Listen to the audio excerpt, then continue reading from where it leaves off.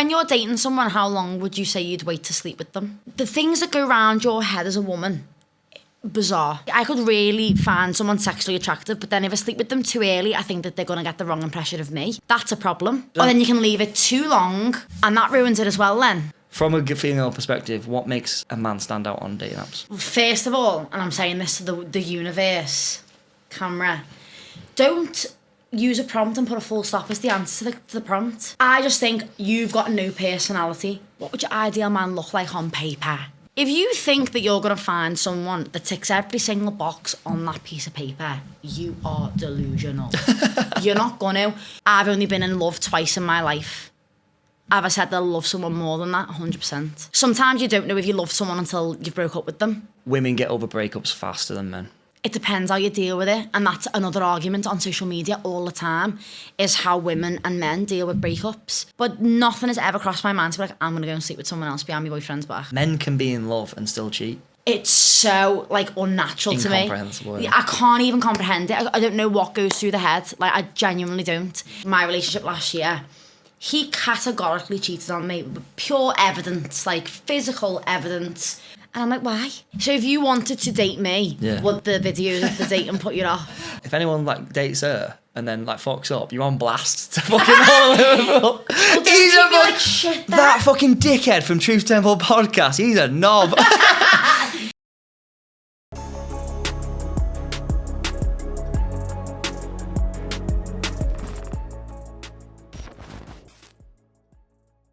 Welcome back to the number one podcast here in Liverpool. We are joined by Liverpool's own Sophie Ellen. Hello. Sophie, for those people who don't know you, just give us a bit of a background of who you are, where you're from, and what it is you do. So, I'm Sophie Ellen. I am from Liverpool. I work full-time, normal girly. I work for a natural nutrition company in Prescott. But I started doing content creation about 2 years ago now. And it's just given me a life that I just never ever thought. What was the first video that you did? What was the thought process of you going onto the internet and putting your thoughts out there? So I was the oldest girl in my friendship group.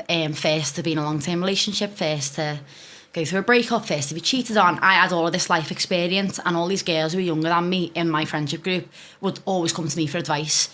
And we'd be on Snapchat and we'd be filming videos and sending each other videos and stuff. And one of the girls was like, you need to put that on TikTok, And I was like, no. And she was like, no, really, I think you'd be so good at it because you're so relatable. Everything you say, when I listen to it, I'm like, that's exactly how I feel.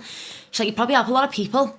And I was like, oh no, I feel embarrassed. It was that whole, I'm scared of what people would think, if they think I was an idiot. And then I come out of a really messy situationship with someone and I was fuming about it.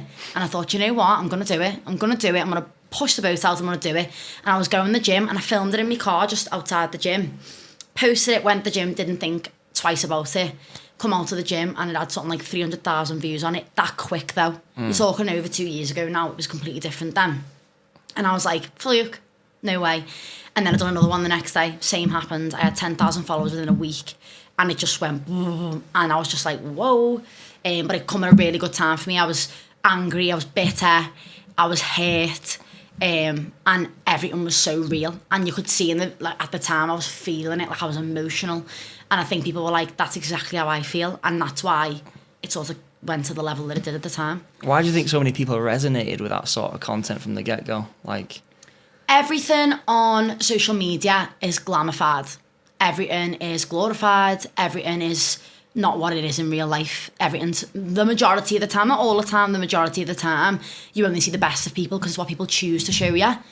And I think for me, it was about showing people that it's normal to be upset, it's normal to be hurt, it's normal that other people are going through the exact same thing as you, and you need to remember not to just compare yourself constantly to other people all the time. And also, being single can be very isolating for certain people if you live on your own, or you haven't got a large group of friends, or all your friends are in relationships or have children. Especially as you get older, that's the situation I've sort of been in the last few years, and it was about making people feel less alone, and people felt it. They were like, I feel the same. And at one point I was getting about 300 messages a day, and I was lonely overnight, nothing else to do, answering everyone back, getting into conversations, making people feel better. And I think everyone just thought, I feel the same way as her. Yeah, so you talk about everyone there and having the same sort of mindset as you. Mm-hmm. But what's the problem with dating right now? In a nutshell. people are just people see it as too easy disposable of, if that makes sense. If it doesn't work with someone, you can easily get someone somewhere else in some senses. Social media is a massive, massive problem, I would say, for relationships now. There's just a lot. Everyone has gone through different experiences. Everyone carries a different level of trauma. Some may bring that into a new situation, some may not. People are so influenced by other people. There's a lot, and it comes from both sides, male and female. You know, everyone in relationships, it's just everywhere. Yeah, I think it's an important point what you said there. You said like, oh, people think that they have like these disposable options, and oh well, if I get rid of this one, then I can have this one. And it's something that I've seen way more. Like, people have dating apps. People, you obviously meet people online, Instagram, whatever. Like, even though Instagram for me is a dating app at this point.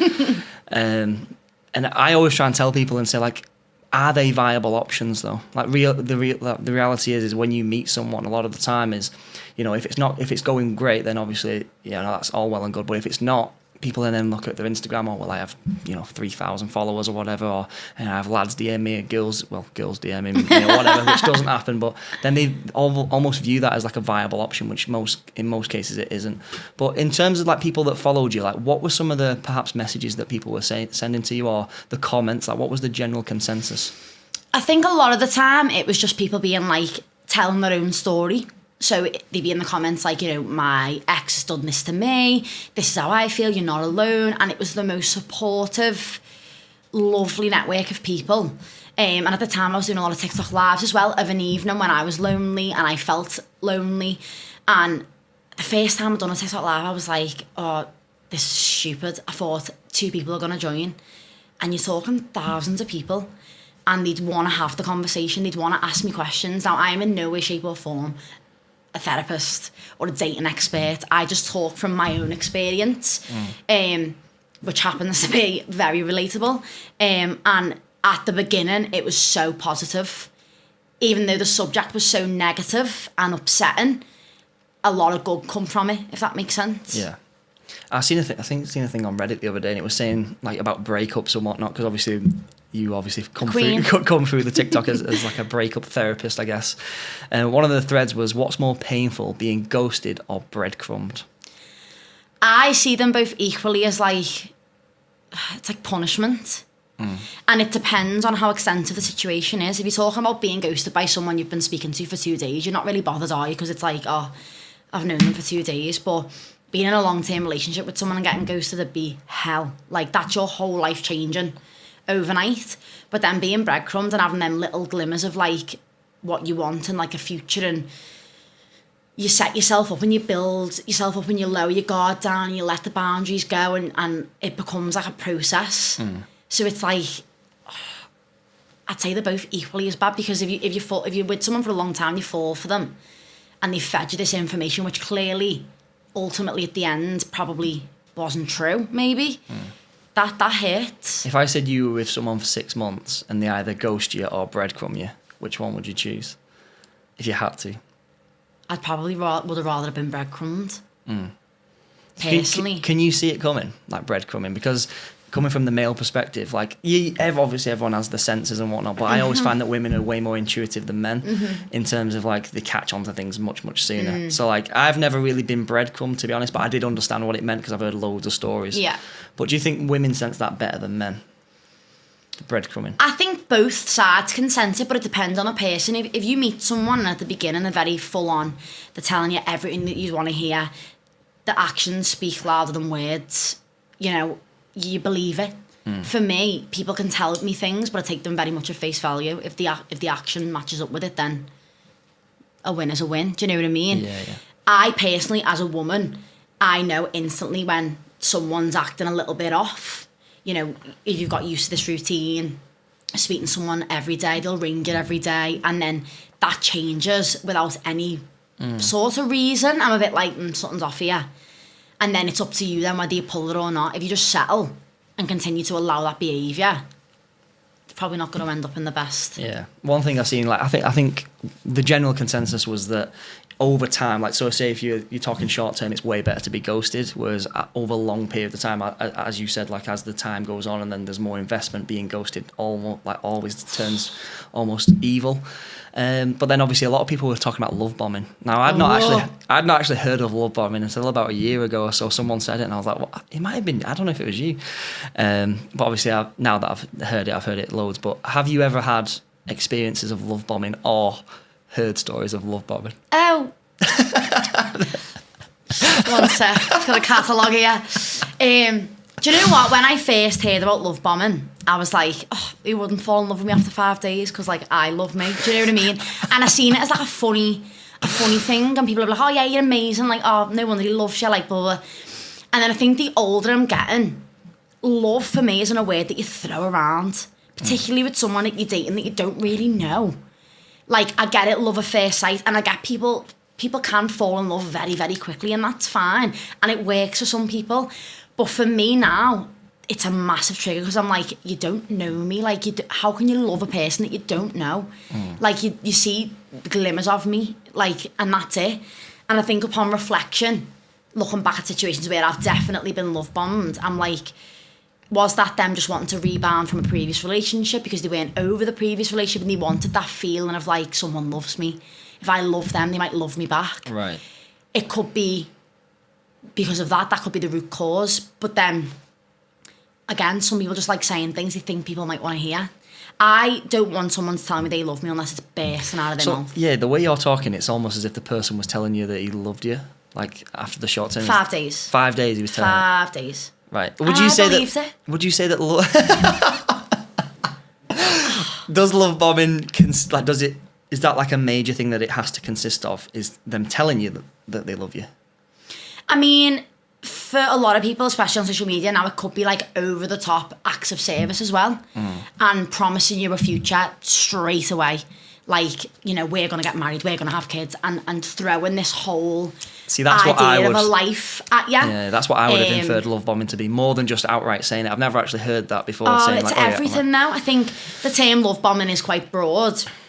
It is that sort of promise of everything in a relationship very, very early on. So how, like, what are some of the markers, like, if you were talking to an 18-year-old and you were to avoid them being love bombed, what are some of the markers you can look for from being love bombed?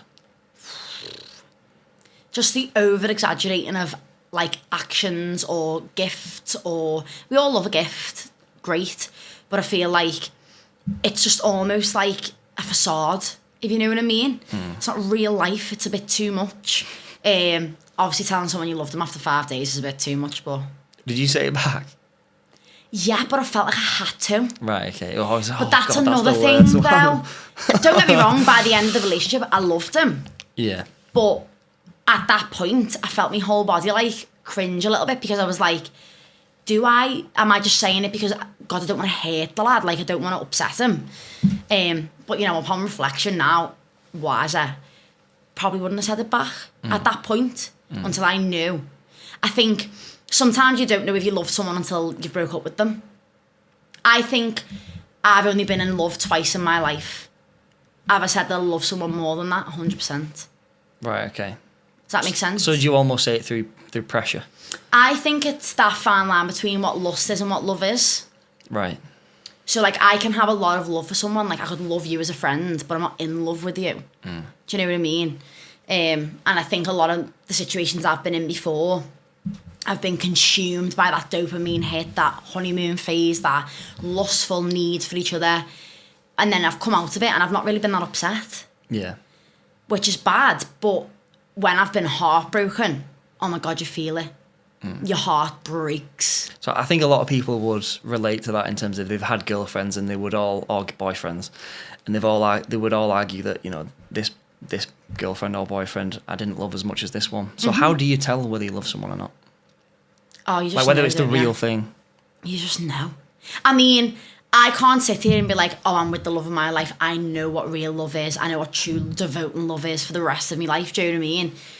But I've sort of put my history of love on a chart, really. And God, when you love someone and you get hurt or disrespected, like, it took me 2 years to get over my relationship. 2 years. And God, I loved him.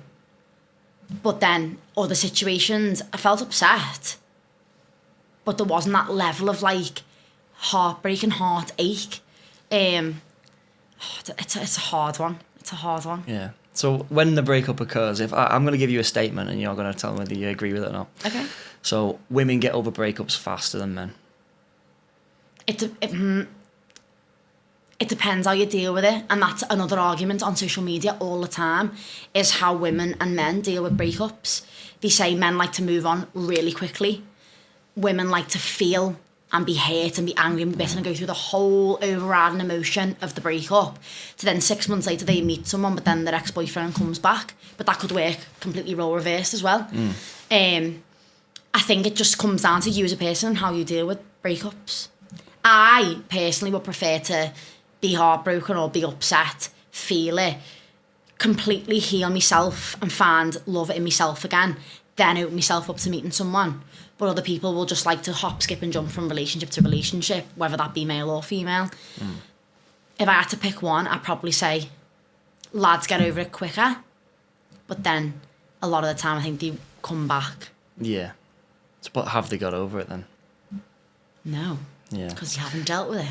Exactly. No, I think I fully agree with that. I think, apart from obviously the last bit, I think because they've not dealt with it, lads don't get over it. But yeah, from my experience, when I've seen girls get over breakups, like you said, they feel so much pain at the beginning. Like I think that's proven. Like I think I've got I was reading a stat here. It said something along the lines of the average score out of 10 for a breakup in terms of on a pain scale, emotional pain scale, is 6.84 for women and 6.58 for out of 10 for men.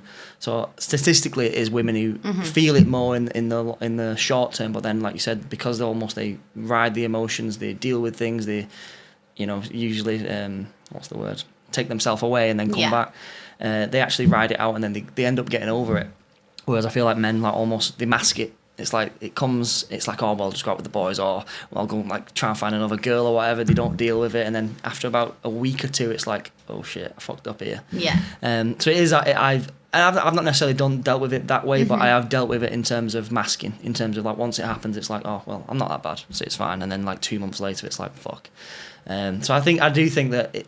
Again, though, it can work both ways. You get girls who are still hung up 2 years later, and I've spoke to girls like that. Yeah, exactly. But usually it is men. And when I've talked to men about the breakup thing, and I've not always given very good advice with it, because I've always said do what I did of just forget about it. Just replace the pain with something else. That's what I did. I used to just go to the gym. Go on nights out, get drunk. Well, nights out wasn't really at that time, but the one before that was I was in uni, for example, and it was nights out and just mask, distract, and then Keep that was the way busy. to get over it. Yeah, exactly. Yeah. And then obviously when you get 6 months down the line, you think, am I actually over that girl? Probably not. So it is an interesting one. So I think it's almost men obviously don't deal with it. It lasts longer for men, but that's because of a lack of due diligence over actually dealing with the fucking emotion at the start. But what's been your experience with other girls who go through breakups? Have you ever seen girls who just walk through breakups like it's nothing? It's circumstantial. I think some of my friends have been in long-term relationships and they even knew it hasn't been right for a while. Societal pressure, they might have lived with them, they might have had a child with them, they chose to stay, but they knew it wasn't right. And I think a lot of them will just be content and be comfortable and just live this life of this is my life now. Yeah. Until it comes to a point where it's I am miserable, I need to leave. So in that situation, it's they've just gone, I was done a long time ago. See, this is the one thing that I just cannot relate to, and obviously it's because I'm a man, but I can't relate to it at all when I've spoke to girls who have had breakups or divorces or whatever. They said, well, I checked out 6 months ago, or I checked out 1 year ago. And it's like, what? It's heartbreaking. I remember hearing, it was a friend of mine, and I knew them both, but I knew the girl far more. And they'd been engaged for it was one of them engagements where it seemed to last forever, and they were knocking off the wedding. And then that one day it was oh, it's over. And then I remember talking to her about it and thinking you must be pretty fucking devastated. She was like, no. She was like, I checked out nearly 2 years ago. I was like, what? That made no sense to me. And then when I talked to lad mates about it, when lads break up with girls, it's pretty much there and then. Yeah. If it's a cheating event, then it's there and then. Or even if anything happens or whatever, it's usually an in the moment decision. It's a logical decision of this isn't working for me anymore. like let's fuck it off. It's almost like the reverse of what we've just been talking about. Lads like deal with it just there and then, boom. Yeah. Whereas with girls, they try and like mask it. They'll try and kid themselves. Oh well, maybe it might change. Maybe he'll change. Maybe the circumstances will change, and then they'll talk themselves into staying. Yeah. But what do you think? What do you think's worse? Where like, for example, like again, I guess it leads back to the first question. If a relationship wasn't going well, and say like, you know, the breakup had to happen, would you rather someone come to you and say, listen, this isn't working, or would you rather someone, you know, phase out eventually? The thought of, and this is what scares me from my first relationship up until this point today, you can lie in a bed next to someone and they could tell you that they love you, but you can't hear what's going on inside their head. So for me, if I was to go through a breakup and my fella said to me, oh, I haven't wanted to be with you for 6 months, that'd be soul destroying for me, because I'd have lived this life for 6 months thinking that everything was fine, that I'm so in love with this person, that we're so, you know, together, we're a unit, we're a team.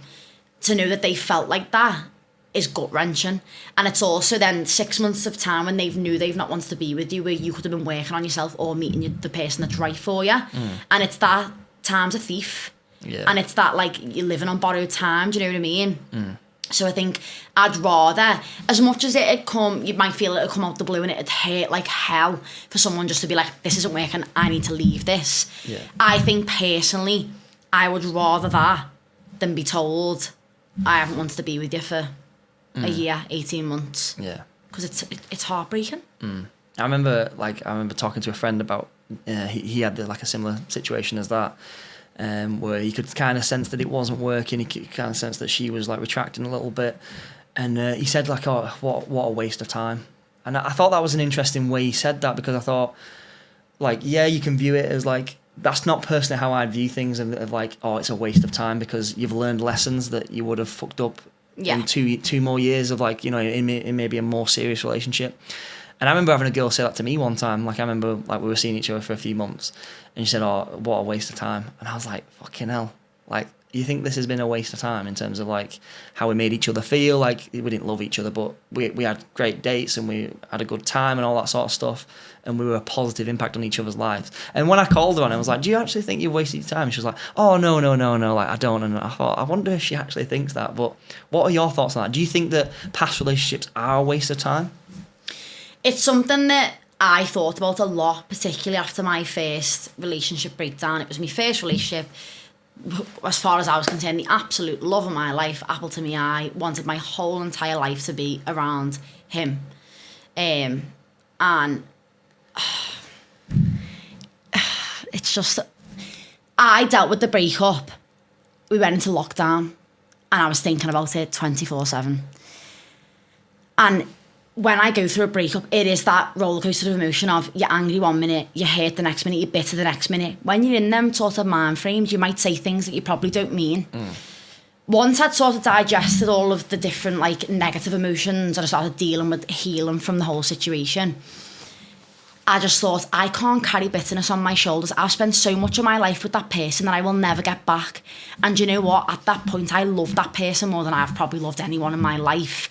And I don't want to look back at that point in my life and think it was a waste of time. And I got to a point about 2 years after the breakup where I could be civil with him and we could have a conversation no matter what he put me through and the hurt that I felt. I thought, you know what? I loved him at one point. You know, he was a massive part of my family. He carried my nan's coffin on a funeral. Like, he was an integral part of our family unit. And okay, what he done was disgusting and the way he treated me was vile. But you do have them memories that you cling on to, and you do have them lovely times that you'll hold dear to your heart forever. And I think you've got to try and not be bitter about the situation. You can't regret something that was something that you wanted at the time, if that makes sense. Yeah, I agree with that. I think like I think that's the exact sort of lesson I've taken from things. Like, people always ask me, like, what do I regret? And it sounds cliche, but I don't regret anything, because it's the mistakes, like, especially the mistakes that, like, make you who you are for like, you know, a specific point in time. But then every decision you make after that has been inferred through the past mistakes that you've made. So obviously, you said you've sort of learned from that, but what are some other common mistakes that a lot of women make in dating? people bring trauma through to new relationships. Both sides, again, men and women. But I think when you've been hurt, and I always say it on videos, I'm like, don't tarnish someone new with the same brush. Do I tarnish people with the same brush? Yes, I do. But it's trauma. It's your nervous system goes into complete shock. If you get signs of something you've been through in the past which has caused you a lot of upset, your whole body goes into a state of like, I need to protect myself here. And I've done it this year. Seen a sign of something I didn't like and I've gone, woof, I need to get everything.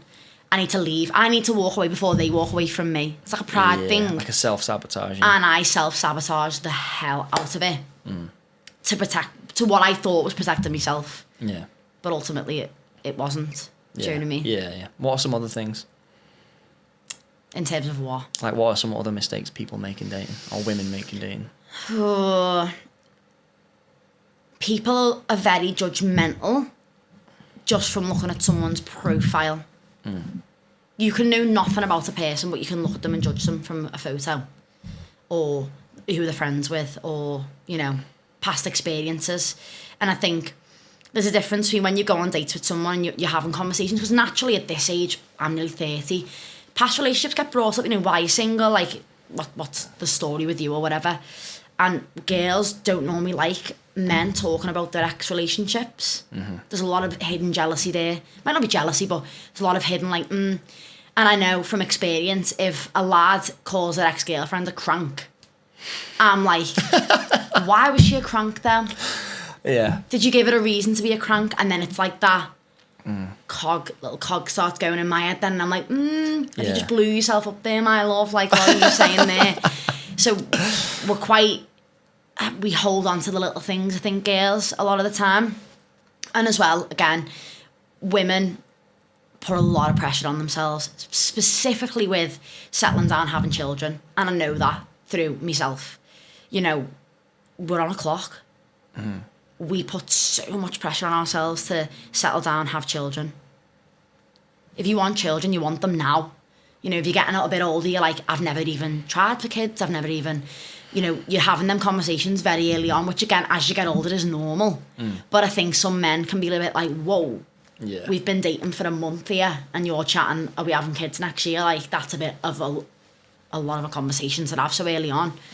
I know I'm guilty of that. 100%. I think that's a good litmus test though, because if you get a guy who's serious about like dating as well, and you ask him like, are you open to kids? Like, because you don't need to say, oh, are we having kids? Like, just say, are you open to kids? Like, I feel like that's a good first date, you know, answer. Because it's so important, them questions. Yeah, I think. big time. Because the last thing you want to do is spend 3-4 dates on and think, oh, I really like this person, and then they go, oh, I don't want kids. Like, that's like a massive deal breaker for me. I don't want to live in Liverpool, or I want to do things that you don't want to do. Yeah, exactly. Like, I see that as a good litmus test of like, you know, you don't need to like quiz them and say like, well, are you this, but just bring it naturally into conversation. And like, you know, especially the way people speak, you can usually infer what their intentions are.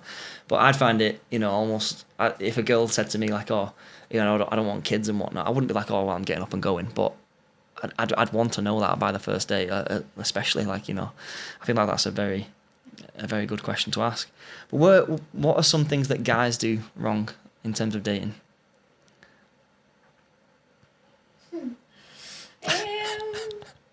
I'm trying to like logicalise whether to talk about my personal experience and throw people massively under the bus here, or whether to talk general. A bit of both, perhaps. Introducing you to families really early on. Okay. I'd say is no. That little bombing. A little bit, yeah. Like, you build relationships with other people. And Is they that... probably know deep down that... Is that a common thing? Like lads showing... I've met family very, very early on. Very early on. And it's sad because then you're not grieving only the loss of your relationship, you build relationships with these other people. Yeah. But I think, again, it depends on age as well. Obviously, if you're older, like me now, I live in an apartment, my mum's not there, so if I have someone over or I'm dating someone, they're never going to meet me mum. But if I'm living at home, it's a bit different. Do you know what I mean? It's circumstantial, but I'd say men love introducing people very early on. That's from my personal experience. Yeah. Not on the camera there. What are some things that people like, you know, on your comments and on your videos? What are some things that are complaints that women have about men? What are some of the hot topics that they have? socialising a lot of the time. In terms of? Men love going out for a pint with the boys. And sometimes women just want to sit in the house and have a glass of wine and watch a film. Again, fine. But then I know I'm quite feral. I like going out a lot, so I think it's fine, that balance, isn't it? There's a lot. Hobbies come into it as well, I think, a little bit. How many hobbies you have, how reoccurring they are.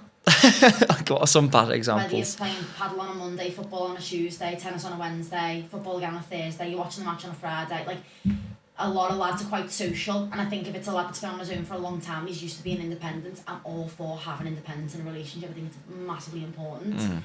But some of them don't let go. And don't like finding the balance. So then the majority of the time they'll just take the bird with them. I think it's mad like this, because I remember my cousin used to say that about her fella. Like, he was massively into his sport. He'd be with us playing football and all this sort of stuff. And then I remember he got injured for like 6 months. He had like a bad tendon injury or something. And then he was obviously on the couch every night with her, and she went, "I'm fucking sick of this fucker." Like, next day, I was like, "You just can't win." And so the thing that she begged for so long happened of oh, I get him all to myself now, and then she couldn't fucking stand him and was like, "Couldn't wait for him to get back to football." Being on her own then, though. Yeah. Do you know what I mean? Yeah. I think some relationships are amazing at finding that balance. It's quite even 50-50. Some really aren't. Some are really bad. And I think, you know, it is common. Lads love the pub. They love the football. They love going out. They love not answering texts. They love turning the phone off. Girls are probably guilty of that as well, obviously, but in my experience, you know, they go and play football on a Sunday. You don't see them until the Monday afternoon. Don't hear from them for hours. Is part of the mystery not what makes it even better, though? No. Absolutely not. So if your fella was always like checking in and saying, "Oh, honey, I'm here and I'm going to football," and then I'm having... That's a bit much. Like, just a little check-in, like, when they're on the way home. Or, you know, if they've gone for a wee. It takes 10 seconds to be like, "I'm having a really good night, like, hope you're okay, speak to you in a bit." 10 seconds. Like, I love it when girls do them videos on TikTok where they're like, stood next to the boyfriend and they just click record and they're like, "Hi babe, just want to let you know that I'm just going to the next pub now, but hope you're having a lovely night, me and the boys are hammered, but I'll be home at this time, or I'll text you on my way home, bye." Bang, 10 seconds, and the girls are like, "It takes 10 seconds to let me know that you're okay." Oh, interesting. Get what I mean? In terms of the more dating, like, you know, going on dates and stuff like that, what are some of the things that men do wrong? Some dating horror stories. Do you want to come to ours? No. No. No. Lads love that. I found that more when I was younger, not now. Why? Age. Right, okay. I think the more older men and women get, the more mature they get. And obviously the more serious you take dating as you get older, because you're wanting to find someone. Yeah. When you're in uni, you're not really bothered. And if you're in a student flat and you're like, "Oh, do you want to listen to mine?" Like, lads, if that's what you want to do, then fine. But if it's not what you want to do, you're a bit like, girls hate it. Girls are like, biggest red flag ever. Girls physically are repulsed by it. If a lad's just pestering for that sort of thing, girls do not like it at all. That's not what they want. What are some of the other things that they do poorly on dates? Do you know what? It's a hard one, because people will say, "Oh, if a lad doesn't take me for a meal on the first date," and I'm like, but I don't agree with that though, because there's that whole argument of like who pays on a first date and all that stuff that we'll come into probably in a minute, because I know you love stuff like that. But also, you know, for me personally, I'm like, I wouldn't want a lad who I don't really know taking me out on an extravagant date and spending all that money on me if they don't know if they like me. And I think, you know, some lads will go to a girl, "Do you fancy grabbing a coffee?"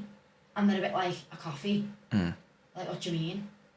But I'm like, I'd be more than happy to go for a coffee and a little walk. Yeah. Sort of gauge if you like the person, you're not losing much, do you know what I mean? So I think some girls will see that as a negative about what lads do in dating. 100%. I think this is where it gets really hazy for lads, because like they don't know what to do in terms of, they don't know whether to do the coffee and the walk in the park on a Sunday, or whether to go out on a Saturday night and, like, you know, have a beer or have a meal and whatnot and go that way.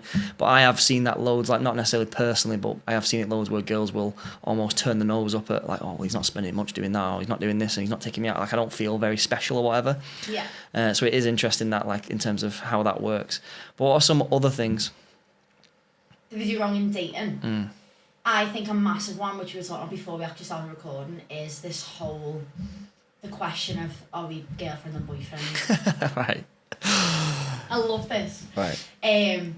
So I think nowadays, as we said before, you can literally date someone for months. You're probably even with them for years. And someone will go, when did you ask her to be a girlfriend? And you're like, I didn't. It was just sort of we knew. It was just like this rolling, lovely situation and just led to a relationship, and we've never questioned it since. I think men nowadays don't ask the question because they leave it open, so that if they do anything wrong, the fireback is, well, we're not even together. We're not actually together. We haven't had that conversation. And then it's that whole argument of, are you seeing anyone else? Are we exclusively only dating each other and not seeing anyone else? Are we boyfriend and girlfriend? Like, are we open? Like, you could literally divide it into about 1,000,001 sections in this generation, I'd say. Yeah. More than anyone before. So should the question, are we got girlfriend and boyfriend, be said eventually? I think it definitely should be a conversation. One, it puts both parties at peace of mind. Two, it gives you that indication of where you stand. Because if you're seeing someone for quite a long amount of time, in my mind, if you know you're only seeing each other, it obviously is common knowledge. But then that could be used against you. Doesn't have to be seen as a negative thing. I think it's a lovely thing. Like, no one's expecting a big proposal, like, candles everywhere, will you be my girlfriend? You see it on social media, you see people who buy all these balloons and they're in a hotel room and you're like, wow, like, that is a proposal and a half. But again, I think that's all for social media. Personally, it looks good. Yeah, and it's not more than what it is the actual gesture. Yeah. That could literally be a conversation over a takeaway 3-4 months in. You want my girlfriend, or even on a birthday when you buy them a card that says girlfriend on it, then, don't you? Yeah. But I think it's definitely a social thing more now. I think it's one of them things, like kind of what we said then. I think it's a conversation that you have relatively early on when you talk about intentions. Like I said, I'm always very clear with my intentions when I go on a date. If say like, I'm not here to fuck around. Like, I'm not saying like, oh yeah, by third date we're doing this and our fourth date we're doing this. But like, it is a funny one because like I have had it both ways in the past. I've had multiple girlfriends. I've had one where it's like, oh, we didn't really have the conversation. Then I had a couple where it did happen, but I also didn't feel like it needed to happen in the last few. It was kind of, as soon as you said it, it was like, yeah, I know, like, and it was like just one of them things. I guess it's for clarity more than anything. But now going on to the female side of things, what are some things that you see a lot of your fans probably do, or from comments or stories? What are a lot of the things that women do poorly on dates? The expectation, probably. And I think there's a massive difference between expectation and reality. I think women can be quite shallow. Men can be quite shallow, but women can be quite shallow in terms of how someone looks, how they might dress, how they might talk. I think women compare themselves constantly to other women who are the same age as them, or a bit younger than them, a bit older than them. Society, again, comes part of that. And I think women love talking about the future. Right. And I think they plan too far ahead sometimes. Like, it's an excitable thing, but it can scare men off. Yeah, I think that is definitely an experience I've seen before, where you have girls who are not necessarily don't mention it, but like they're pretty chilled on it, and like they take it as they see it. But then there's other girls, like you said, don't get me wrong, I'm all for intentions and saying like what you want. Like if a girl says, oh, I do want kids and whatnot, but then if a girl's like saying, oh, well, when would you want kids, and like like sort of like asking you like like I want them when I'm 27. It's like, oh, how many we having and all that sort of stuff. It's whereas if someone's like, yeah, I do want kids eventually, I'll have as many as I want, or I'll have as many as I can, like you're lucky to have or whatever. Like that sort of, again, it's the how they say it sort of thing. What are some other things that they do poorly, do you think? Oh, I'd say controversially, it's the editing of photos. Right, okay. So like the catfishing. Yeah. Right. We love a good filter. We do. Everyone's edited pictures at some point in their life, whether that be because they're very insecure or they just want to make the pictures look a bit better. It's fine. Like, I'm not going to sit here and go, I have never edited a photo. 100% I have. Or, men don't do that. So when you meet someone on a dating app, the likelihood of it is, if it's a picture of the lads in the pub, they haven't sat there going full for leather on a bit of fake tan on the legs. Do you know what I mean? Like, with these editing apps, you can do a lot, and it's actually quite scary. Especially now. Especially now, you can do a lot, and I think girls, we do want to look the best on social media. Everyone does. Yeah. You want everyone to like your photo, otherwise why would you be posting it? You want that reaction. Do you know what I mean? And I think when you see a girl's profile, I think sometimes lads will think, yeah, she's rocket. Then they might meet them and go, she's still a rocket, but she's not exactly the rocket she looks like on photos. You know what I mean? No, I know exactly what you mean. Like I said, I've not been catfished horrendously. Like I have had it a few times where you've gone on, you don't look similar. But I've seen some bad ones in my time of like, you know, like girls who almost just literally you can't even tell them. Like tell them like when I've had mates date different girls and whatnot. So I'm going to say a statement here. In fact, I tell you what, I will go back to the because since you brought it up, on a first date, who should pay? Again, I have a different opinion probably to what everyone else has. Okay. You're not going to be the one where it's like, whoever's idea it was, they should pay. Well, there's loads. Everyone has a different opinion on this, don't they? In my experience, I would never expect them to pay for me, ever. I'm financially independent. Particularly if I'm on a date and I know I'm not really into them, I'd offer to pay half, at least. Again, if it's something that's pre-booked, it's something that's pre-booked. It is what it is. I'd probably get drinks or do something or plan something for the near future. That was what I wanted to do. I'm very much like a equal person. But then, having said that, I'm in a situation now where I've been on 6-7 dates, haven't paid for anything because he doesn't want me to. Again, that's personal preference. He sees in his mind he earns a lot more money than me. He wants to treat me to these things. He books them without me even having anything to do with it. So it's sort of out of my control, out of my hands. But I wouldn't say there's any expectation for either person to solely pay on their own on a first date. I certainly wouldn't expect it, but I know other people would. Other people would say, well, if you've planned the date and you've picked where we're going, you can pay for it. Or girls sometimes will be like, well, where are they taking me? What are they paying for? I think it's one of the most asked questions, like not that I get recognised a lot, but when people obviously associate things with the podcast and whatnot, they watch some of the clips and whatnot, and one of the biggest questions I always get asked is who should pay on a first date, or like we talk about that sort of thing. And I'm similar to you. Like I think it's circumstantial. Like obviously I wouldn't give an 18-year-old who's fresh out of college going to uni the same advice that I would with a 28-year-old or whatever. It is circumstantial, but I do always think that the male incentive to pay is very important, like especially from the get-go, because like I always remind people of this, like on a first date, the person you're opposite of is the most nice version that they're ever going to be. So like if you don't put your best foot forward, then you're not really ever going to do it, and the same vice versa. So I would always say to a man, like, you know, you should try and pay the first date. I was talking to my sister about it the other day, and she said the same thing as you, as like, you know, like before when people were dating or when she was dating, some people feel really uncomfortable, but when you meet the right person, you feel completely comfortable in like letting them take the lead, and like it's again. It's fun as well. I think like you do get that bit of anxiety before you go on a first date, because you think, how am I going to even approach that conversation with a lad, because you don't want them to feel emasculated by saying like, do you want me to pay half it, because they might be really insulted by that. So I normally try and bring it up before the date. I'll be like, oh well, if you're getting the food, I'll get the drinks, or I'll sort of try and get that conversation in a little bit beforehand, just sort of ease my anxiety a little bit. Just to sort of gauge it. Because it is something where I see, like, I asked you the question, where do most men go wrong? And I think that's where a lot of lads go wrong, of like the paying thing is just horrendous. Like, I've heard horror stories of where even like, not close mates, but like mates where like, you know, like mutual friends and whatever, I hear them saying like, oh, you know, I'm not for, like, if I don't fancy you, like I won't pay for the date and I'll go halves with her. And I'm just like, oh, like that makes me cringe of how it'd work. Like I think the best way to do it is either have it pre-done, or when the bill, like when she goes to the toilet or something, have the bill paid for. And even if you don't like the girl and you're not gonna see her again, just fucking pay the bill. And then if she offers or if she wants to, then that's absolutely fine. Like if a girl wants to, then it is what it is. But obviously I always find, like, and it's interesting when I heard this, I never knew this until a few years ago when I started asking the questions.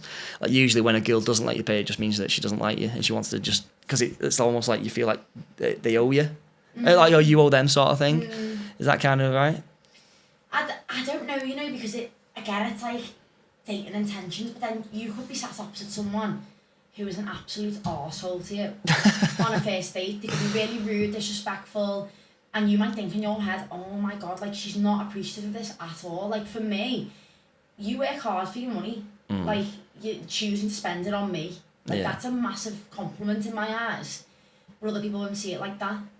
So if you were on a date, if I was on a date with you right now and I was an absolute bitch to you, would you still want to pay for the whole date? Yeah, just like, well, I have had that once. I've only ever had one bad date where I literally go, that was horrendous, and I'd literally just paid for it and I just walked off because she was being rude. She basically, it's like, I don't want to go through the whole story, but basically, like, the food came and it, like, she told them that she didn't want something in it because she was allergic to it, and then it was in it, and then she said, oh, I could have died and all this sort of shit. But she was rude, and I just thought, like, this is horrendous. So I literally just ate my meal in silence for like 2 minutes. I literally scoffed it. I said, can I have the check, mate? I left it cash, and I just went, listen, I'm going to go, but, like, you know, enjoy your night. And I just left. I just paid for the meal. I thought, I'm not going to sit there for the next half an hour or hour, however long you're going to be here, then ask her for half. Like, it was worth it just to fucking get out of there, to be honest. Like, literally just pay the... I mean, she's valid to be fuming, though, if they nearly... Yeah, but no, yeah, it was valid. Yeah.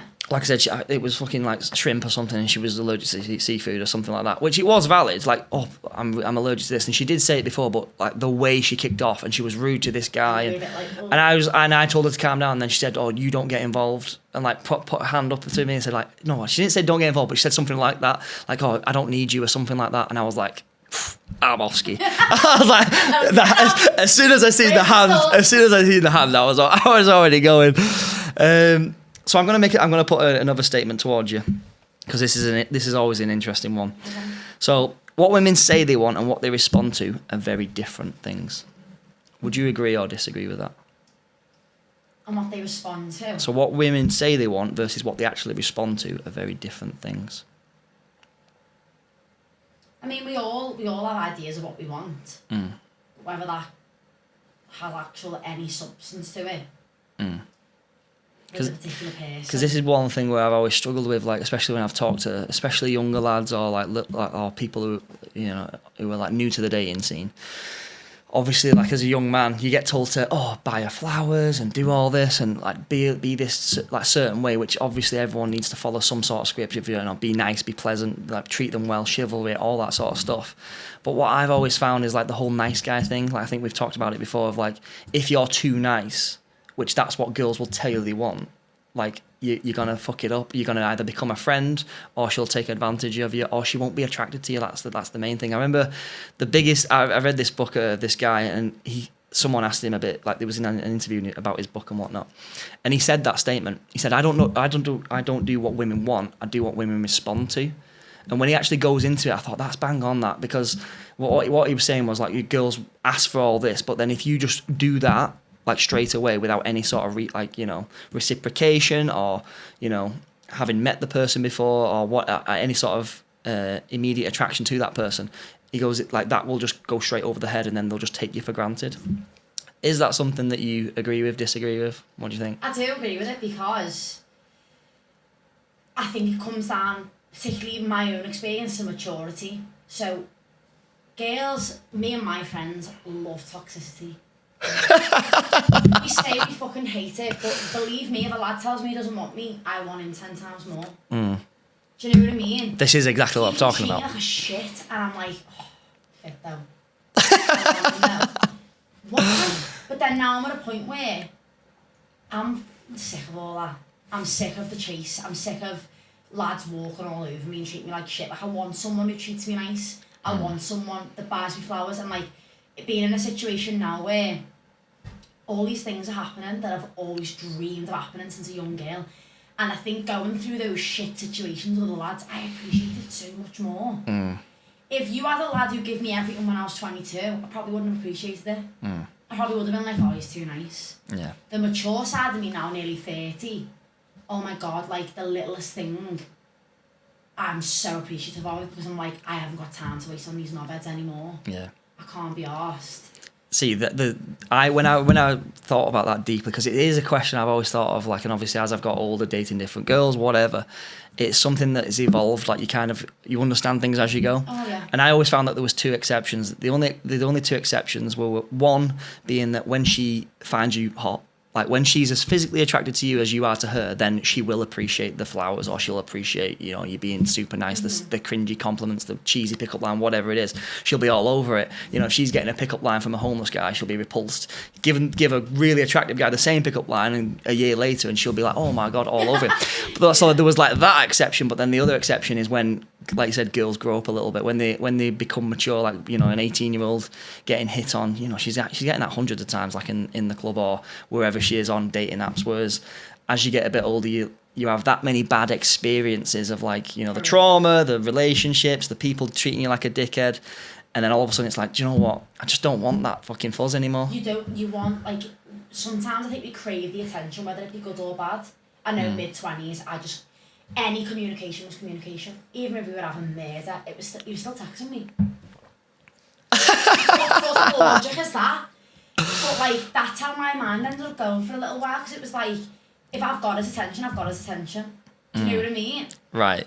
But I'm at the point now where I'm like, I just want to be happy and not anxious, just calm, and just communicate like a normal human being. If they're busy in work, they're busy in work. Doesn't mean they don't like me, they're just busy. We're all adults here, you know. Buys me flowers because he wants to. My dream. I'm not getting bought flowers because I've been cheated on. Why do you think people have to go through that process? Because I can say this from the male perspective of why males have to go through this, but why do women have to go through that process of having the dickhead behaviour, having the shit boyfriend and the one who treats her a bit bad or whatever, and then, you know, eventually want something which is the complete opposite? It's just the appreciation of it, I think. Right. We crave that, like, dopamine hit. We crave that, like, the life that you see on films as well, though. You grow up as a young girl and you watch all these rom-coms, and it's always the bad boy that you want, do you know what I mean? Yeah. Or the one who treats you like shit but he's fit, do you know what I mean? Like, it's like, you know, someone I turned pretty, you had the really nice brother, and the brother who was an absolute cock. And of course you went for the one who was an absolute cock, because sometimes he wasn't a cock. But the one that was always sound, she was like, do you know what I mean? And it's like, oh, like, it comes with experience. It just, I can't tell you how much I appreciate the little things now. Yeah. The little things that I probably would have just, do you know, if you tell someone something and they remember it, even if it's someone's name, that means so much to me. Yeah. If you remember the little things, rather than someone being like, oh. Yeah, I know what you mean. Even my mum's name, I've mentioned it once and you remember, it's like, oh. But I think, you know, when you're older and you're a lot more serious about dating and serious about spending time with someone, time is precious now when you're this busy, do you know what I mean?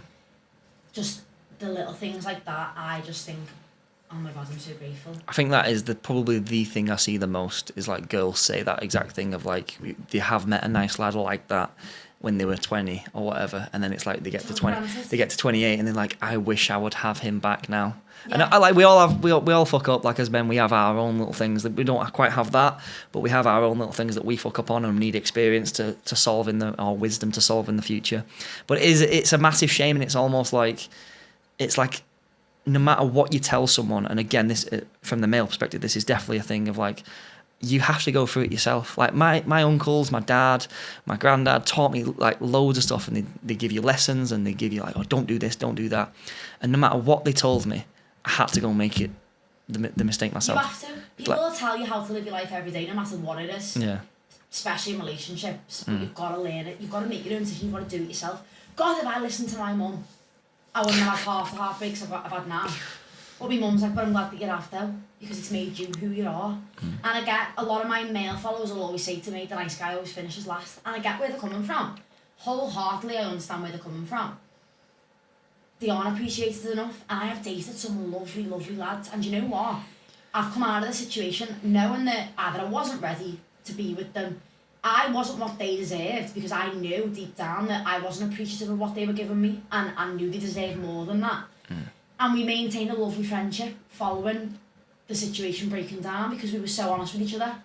And I was like, you don't need to change who you are as a person in the slightest, because everything you are doing, whoever ends up with you is going to be so lucky. But I know right now, I'm not in the right frame of mind to be with you, and I don't deserve you right now. because I should be appreciating everything that you're doing for me, and right now I'm not. And that is okay. And I'd rather be honest with you. And they've gone, thank you for your honesty. It hurts like a bitch. But, you know, you want to be with someone who wants you 100% back. Yeah, I think most men would definitely appreciate that. Like I said, most men just want to hear the truth. I always say, like, most men want to hear the truth. Women often can't handle the truth. Like, if you told a woman that outright, it'd like break her. Yeah. Whereas a guy would, I don't get me wrong, it'd break the guy as well, but he'd be like, do you know what? I'd rather have that than the whole beating around and saying, oh yeah, it's okay when it's not okay or whatever. But one thing I massively see in dating, but this is both on the male and female side, is delusion. Like, there's delusion, so much delusion. But again, I'm going to put you a statement and then we can go forward from there. Okay. So, in modern dating, women are more delusional than men in terms of preferences and standards. What are your thoughts? What are some of the most delusional standards that women have in dating? That you love at first sight is one of them. You could have watching princess stories though. The slipper fits. He kisses her and she's alive again. Like, come on. You know, you watch all these stories about your Prince Charming, and like, you grow up as a little girl and it's all you think about. All you think about is your wedding day and picking your wedding dress. And we have these ideologies, and we're very good at being like, I'm going to be engaged at 21, I'm going to have a house at 24, and have a baby at 27. All of my girls who are younger than me, I'm like, do not put yourself on a timeline. It's the worst thing you can ever do. But girls, in their little delulu mind, because I've done it loads of times, will convince themselves that that's what they want and that's what they're going to get.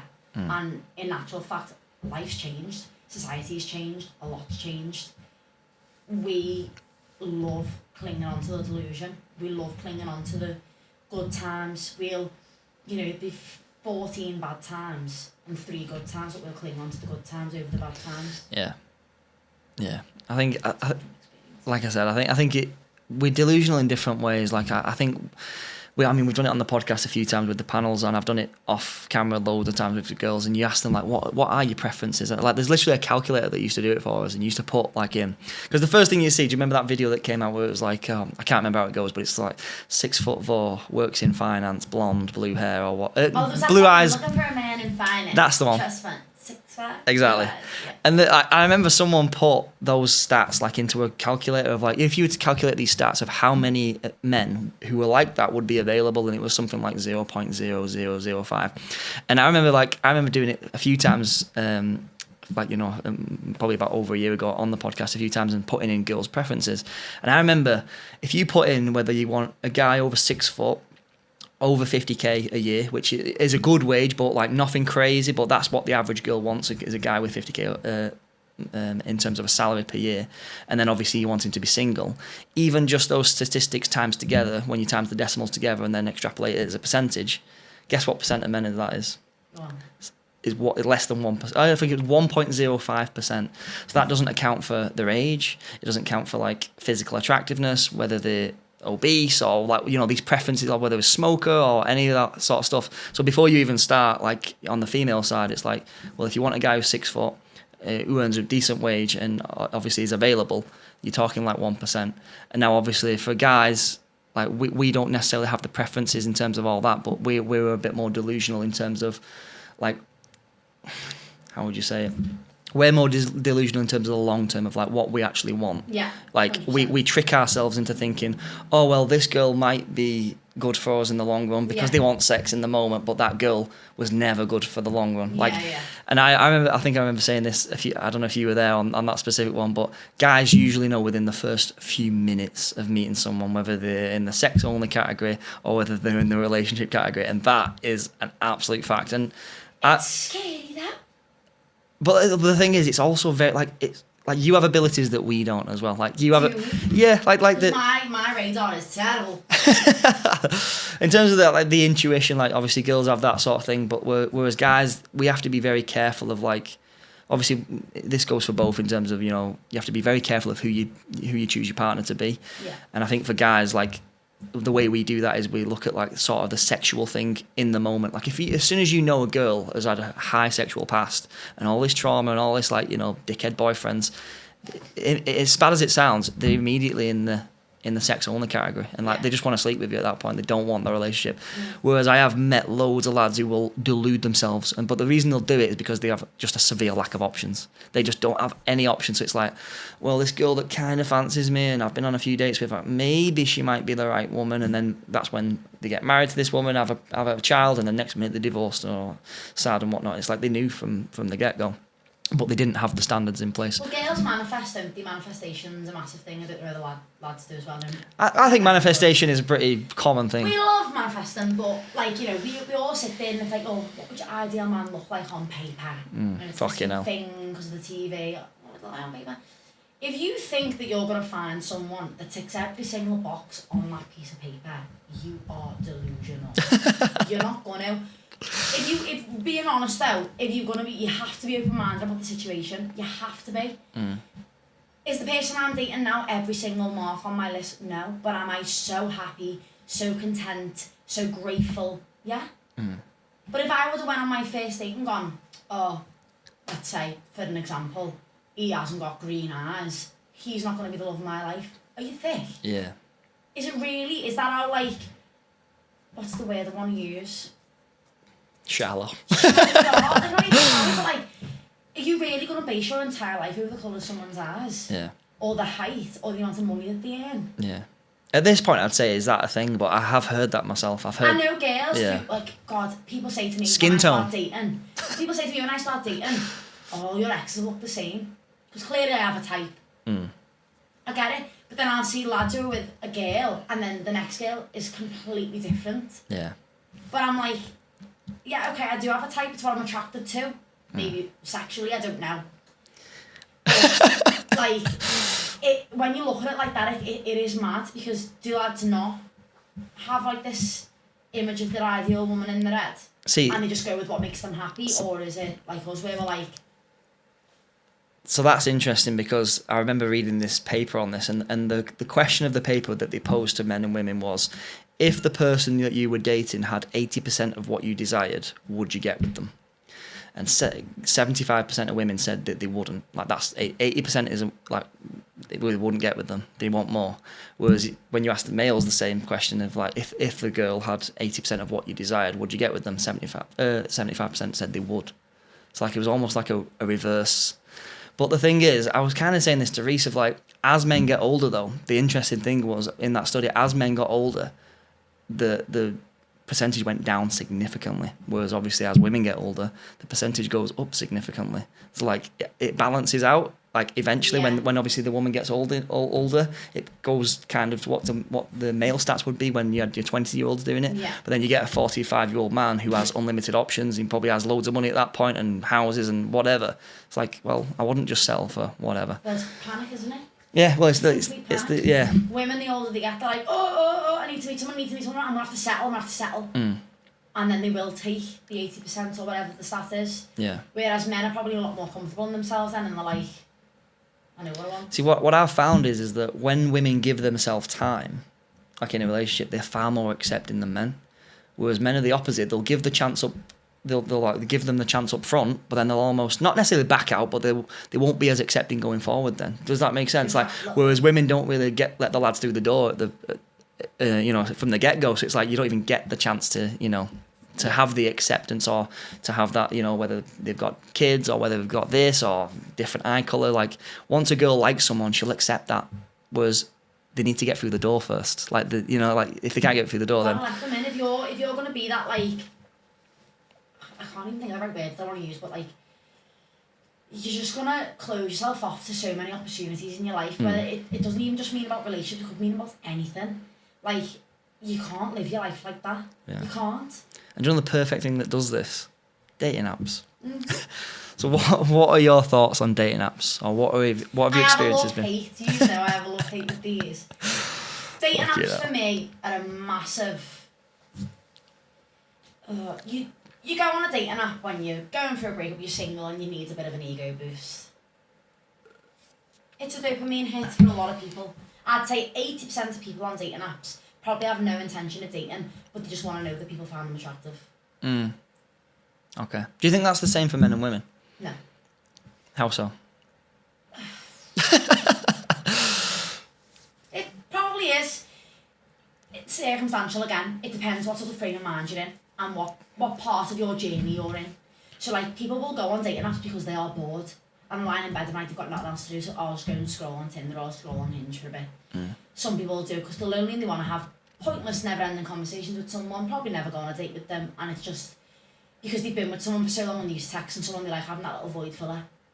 Right. There's these apps, I know there's people on there with pure hearts. There is, because I was on there with a pure heart, and I was very, very lucky to have met someone only having the app for like 24 hours the last time I downloaded it. The other 45 times, you're just like, fuck this, I'm bored now. Yeah. I'm bored now, I'm not getting what I want from it. What are you expecting from it? See, this is the thing with like with dating apps. Like, I remember I was looking the other day, obviously reading into them a little bit, and there was a question just very simple: are dating apps a net positive? And I just couldn't answer it because I was like, well, people meet from them, and I know couples who have got together from them, so like, it's not a bad thing at all by any means. But then it's like, I hate the amount of shit I hear, like in terms of bad experiences, you know, bad relationships, bad meeting bad people, whatever. I'm like, well, I would probably say it's about 90% bad, and then the 10% you hear like, oh yeah, but the relationships, like it's something quite special, or especially when people go and get married from them or whatever. I think that's special. So I'm kind of thinking in my mind of like, well, does the 10% that's really good outweigh the 90% of just dog shit, where it like fucks with your mental health, bad experience, like I said, all of the above, like the bad experiences. So what do you think? Do you think dating apps are a net positive or a net negative overall? I'd say more negative than positive with anything. In my mind, as a girl who's nearly 30, who's been using dating apps since early 20s, I categorise dating apps. So I'd say Tinder is just used for people who want to sleep with other people, in my personal opinion. Yeah. Hinge is people taking it a little bit more serious. You find, you know, your profiles are a bit more extensive. It's not just a bio, a couple of photos and your Instagram handle, like it is on Tinder, and your age, your name. You know, Hinge, it's like your star sign, your eye colour. Your star sign. Have you got any pets? Like, do you smoke? Do you drink? Like, Hinge really loves to, like, pick at you as a person. And believe me, if you're one of them girls with them checklists, you can find out everything if you want to. In fact, that's what I remember actually. The last time I had Hinge was you had to put your height in, which I thought was very interesting. I thought that's very interesting because I thought that will fuck up a lot of men because as soon as there's not a 6, I was like, you're gone. And I've never thought about that. You know, like height's not a thing for me. Personally, as a woman, I don't think, oh, if he's 5'8", I'm not going near him. Right. How tall are you? 5'3". So what would your cut-off limit be? 5'7". 5'7". That's pretty. Yeah. 5'6" is pretty small. It's like when you wear heels, isn't it? You don't want them to be smaller than you. Yeah. What are some other? Go on, you carry on with the story. I kind of interrupted you. So you were saying about Hinge is more like, you know, personable. Yeah, Hinge is a lot more extensive. Then you've got Bumble. The girls make the first move. Ideal for lads who are a bit more nervous, want the girls to make the first move. Pussies. The majority of the time, the girls will have Bumble, they'll match, and they won't message. It's a waste of fucking time. See, I think that's it. I remember you told me that, I think, recently, like the Bumble thing, and I'm thinking that is a fucking waste of time. Like, what girl wants to send? Like, that's not going to turn a girl on, is it? Having to send the first message, like, really? But then some women do like that. Do they? Some do, yeah. It's like fucking a minority. I know one of my friends literally went up to a lad and was like, I think you're absolutely gorgeous, like, I need your number. And they're married now. Bitch. I would love to know. I would love to know. Like, that's one thing. We'll get back onto the dating apps, but that's one thing that baffles women's heads. Like, I've brought that up loads. Like, I have attractive mates. Like, amongst my mates, I'm not that. Like, I'm like average. Like, I have some very attractive mates. I have some very ugly mates or whatever. But sorry, mates that are watching this if you're ugly. But what's very interesting is obviously the more attractive ones have been approached a few more times, but none of them have been approached probably more than 5 or 6 times. Like, I know personally, like, I've had a few girls slide into my DMs, maybe like a few, again, like less than 5 we're talking, and I've maybe been approached probably less than 5 as well, like 3 or 4 times maybe, 3 that I can definitely remember, maybe 4.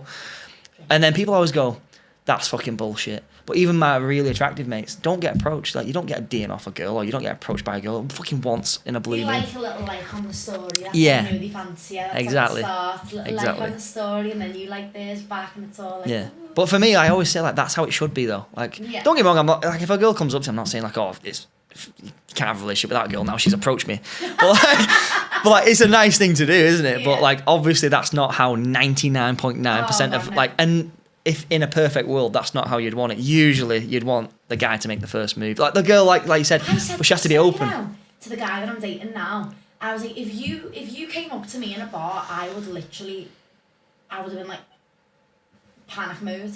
In terms of what? Like nervous? Yeah. What? Because he's that attractive, or? I mean, he's so handsome, but I would have probably panicked a minute, like, like, no, you need a bit taken aback. Obviously, after a few drinks, you get a bit of confidence. You probably be like, wait. Is that because you mean like because you don't get approached much, or because it's him?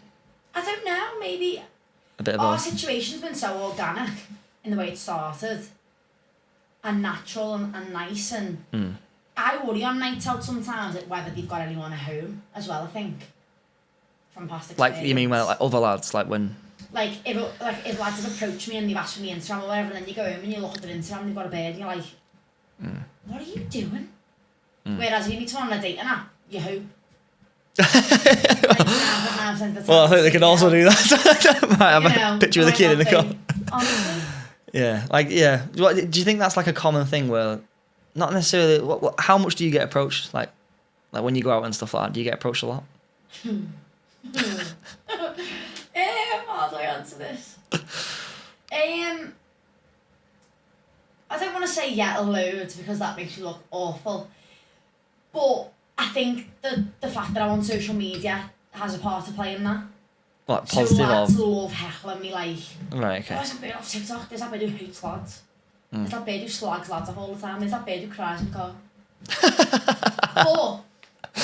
Or they'll see me with Niall and they're like, oh my god, aren't them two, they're funny. Like, I think me being on social media makes it easier for them to have a reason to speak to me. Right, okay. Do you get what I mean? So I've been approached a lot more since I've been doing TikTok and Instagram than what I did beforehand. Right. And I think that obviously has something to do with it. But I just not, like, it makes me feel like you panic, because when you fancy someone in a bar or a nightclub, I've done a video on this once, and it's like you literally just look at them all night and then no one does anything about it and you just go home and you're like, oh, I could have been the love of my life that. Yeah, I remember seeing it. Yeah. And it's like, why didn't you say something? But then, is it that they probably could be attracted to you, but they might have a wife and kids at home, or are they just nervous to approach you? Because, you know, as you said in the past before, like, some women are really deflective when lads approach them in town. Yeah. It's just like, you're constantly battling things at every sort of point of call when you're dating or trying to date, because you're like, what is the best way to go about things? Yeah. Like, obviously, if people are not single when they're out on a night out, they shouldn't really be approaching, and like girls shouldn't be like, obviously, like you said about that, giving them the eye or whatever. But I remember a girl like who I'm quite close to came to me and was like, I'm really struggling to meet lads. I'm having to go on dating apps and this and that. And I was like, what do you do? Like what's your, like, you know, I know a regimen, like their schedule, pretty rigidly in terms of, like, you know, she goes to the gym, she goes out occasionally and whatnot. But then when I was analysing the situation, I was like, you're not approachable at all. Because when you're in the gym, you got your headphones in. She has a resting bitch face, which probably everyone has a resting bitch face. Oh god, they're the worst ones. And she's like, like when she goes on our nights out or whatnot, like, she's saying like, I feel awkward, so then I don't look. And I'm like, so put yourself in the guy's shoes that you do fancy. Like, if you're not looking at them or like making eye contact or a little smile, I goes, how the fuck are you expecting him to know that, I want to come over? Yeah. And I remember saying, like, why don't you start taking the headphones out of the fucking gym? Smile. In the shopping, like, when you're doing the shopping, because she used to say that, like, she was like, once a guy approached me when I was shopping, and I just kind of got a bit, because I was that taken aback, I was like, fumbling on my words. I was like, well, when that happens, just slow down and just like say. Right. And she's like, I ran away. Like I said, like, what did she do? She fumbled something, dropped it, and then he helped to pick it up. And she was like, oh, thank you, and just fucked off. I was like, so like instances like that, you are nervous, like, obviously, fair enough. But I was like, just take your time and actually make like, do you know, like the dropping of the handkerchief? Like, give them a way in. Do you know what I mean? I was like, if you're not going to give lads a way in, how are you expecting them to have the confidence? Go to the toilet and like go the way they're standing. Yeah, or and just like, excuse me. Yeah. Arm on the shoulder on the way past. See, you should do more TikToks on this, to be fair. But that's exactly it. Like, again, like, this is where like men and women are very differently. On women's part, you have to spell it out for a guy. Like, I've said that loads of times. Like I said, this girl I was on about, you have to spell it out for them because they say, oh, well, isn't it obvious? Well, no, it's not really. Especially with, like, they don't know whether you're just smiling because you're nice or whatever, like friendly, yeah, or whatever. I was like, you need to make it blatantly obvious. Like, I want you to come and talk to me. Like, yeah, yeah, exactly. Because even when, and it's from a guy's perspective, like, I'm not the most confident guy, but, like, I'm confident. I'd go and ask a girl for a number in a bar, whatever. But even if I know that she's giving me a good signal, you still think, oh. It's that fear of rejection, though, isn't it? Yeah, well, it's the fear of everything, like fear of approaching her, and like fear of rejection, fear of looking like a twat, fear of her saying, oh, I was just smiling at you, I've got a ring on, or whatever. Like, even when everything's perfect, it's still hard to do. So just make it easier, for fuck's sake. Yeah. And then on the lad's part, don't be a pussy. Like, if she smiled at you a few times and she's like walked past you to go to the toilet and she's bumped into you and she could have walked that way, then just fucking go and ask her out. You know the eyes, though. See, this is the thing. Yeah, it's all in the eyes. I said this on the last podcast that I was on. I was like, it's all in the eyes. But I've had this before where, giving me the eye, and then it works out perfectly, whatever. But I've also had it where you think, oh, she give me the eye, and then go over and she's like, oh, I'm married. I'm like, fucking hell, where's your ring then? No ring! No ring, and you're looking at me, and you smiled. It's like, fucking hell. But, like, I feel like you ask a girl, like, oh, why didn't the guy approach you? Oh, I don't know. It's like, well, because you didn't make it obvious enough. That is. You were stood like this. Yeah, you stood like this with a fucking bitch face, and you had a drink in your hand, and you had your coat over the other, looking at the towel, like, fucking hell, when am I going? And it just makes life hard, and that's what I'd always say as well. I feel like girls don't give lads an easy enough way in, and then lads take rejection way too harshly. Yeah. Like I've seen it so many times. Do you know what? I wish I could tell you this because it happened today. But I had this thing where I seen this lad came and told me that he just like dropped a what's it called, a pickup line on a much older woman than him, like it was, you know, someone. And he said, oh, it didn't land very well because it didn't work out very well. And I was like, well, obviously it was never going to work out. You're a child and she's an adult. But I was like, but you know what? Like, well done for doing that. I goes, because that takes a lot of... And I proper made an example of saying, like, that's actually good because, like, that's something that I remember being around some... Again, I'm trying to not, like, include names or too much context. But I remember being around younger individuals who are, 14, 15... saying like, oh, like you dealing like you girlfriends or whatever, and like, oh, like no, and I remember them being very awkward about it, and like I remember a girl came to the party that we were at who he liked and whatnot, and just watching him, like, obviously it's always been hard, for young lads to associate with young girls, but I feel like the generation coming through are so poor at it, like to the point where it's like painful and they just don't know what they're doing, and like everything's social media and. I feel like it's getting harder and harder and harder for these people to like approach people. In every aspect of life, life's just getting harder, isn't it? I feel sorry for the people who are leaving school and starting uni now, mate. I really do. Yeah. I just feel like there's so many things out there that are meant to protect us, even as women. You know, there's things put in place by people that are meant to protect women, and even sometimes they don't come up off in a good light. Do you know what I mean? What do you mean, like? Like, the ask for Angela thing, if you're on a date you feel uncomfortable, you need to be protected. Like, I think that's an amazing thing to do. Like, an amazing thing to do for women. I'm sure it's helped a lot of people in a good way. There's groups that are there that were meant to protect women. I'm not going to say the name of them because obviously I still want to protect women. But there's groups that are available where women offer support to other women who've maybe been in bad relationships or whatever. But then it can turn into a bashing contest of people and the personalities and the looks, and it's just so hard. Social media's got a lot to play in it, and just people and the way the brains work. It's mad. What do you think are some of the hardest things about dating, like right now, in terms of like, or just meeting people in general? Like, why is it so much harder now, even though it's way more accessible with dating apps and with social media? But there are less relationships at the time. Best believe everyone's going to know about it. Everyone knows everyone. Everyone's information is so accessible. Say if you were here now and you went to me, oh, I've been on a date with this girl. Say if I fancied you and you go to me, I've been on a date with this girl. I'm like, oh, what's her name? And you're like, Emma. Emma what? Tell me a second name. I'd probably then go home and have a little snoop of her and see what you look like. She's accessible to me. Everything's accessible to me. Do you know what I mean? Yeah. You can compare, you can chat, you can, go on a night out, you meet a lad, you'd have a little cheeky kiss, drunk, And then you go on his Instagram, you see he's got a girlfriend. Have him text the girlfriend on Instagram and tell her what's happened the night before. You know, back then, what were you doing? Carry a pigeon. Let it through the post. You didn't know where anyone lived. You couldn't phone anyone. If like, I always say this about my nan and granddad, like, I wonder if my granddad ever had a little kiss with someone behind my nan's back. Because would she have ever found out about it? Probably not. But I can literally, like, find out anything. I'll find your girlfriend and I'll tell her. I think that goes for just relationships in general, of like when you met someone when you were younger, it was just your local village or your local town, and like that was not the only girl you'd meet, but like if that's the one that you fancied, usually that was the only girl in the local vicinity that you were proper head over heels for or whatever. And you wouldn't have, like they say, the comparison's the thief of joy. You wouldn't have all this comparison. You wouldn't have porn and all these porn stars, and it's constant. You lift your phone, there's someone there. You're in a shop, there's someone there.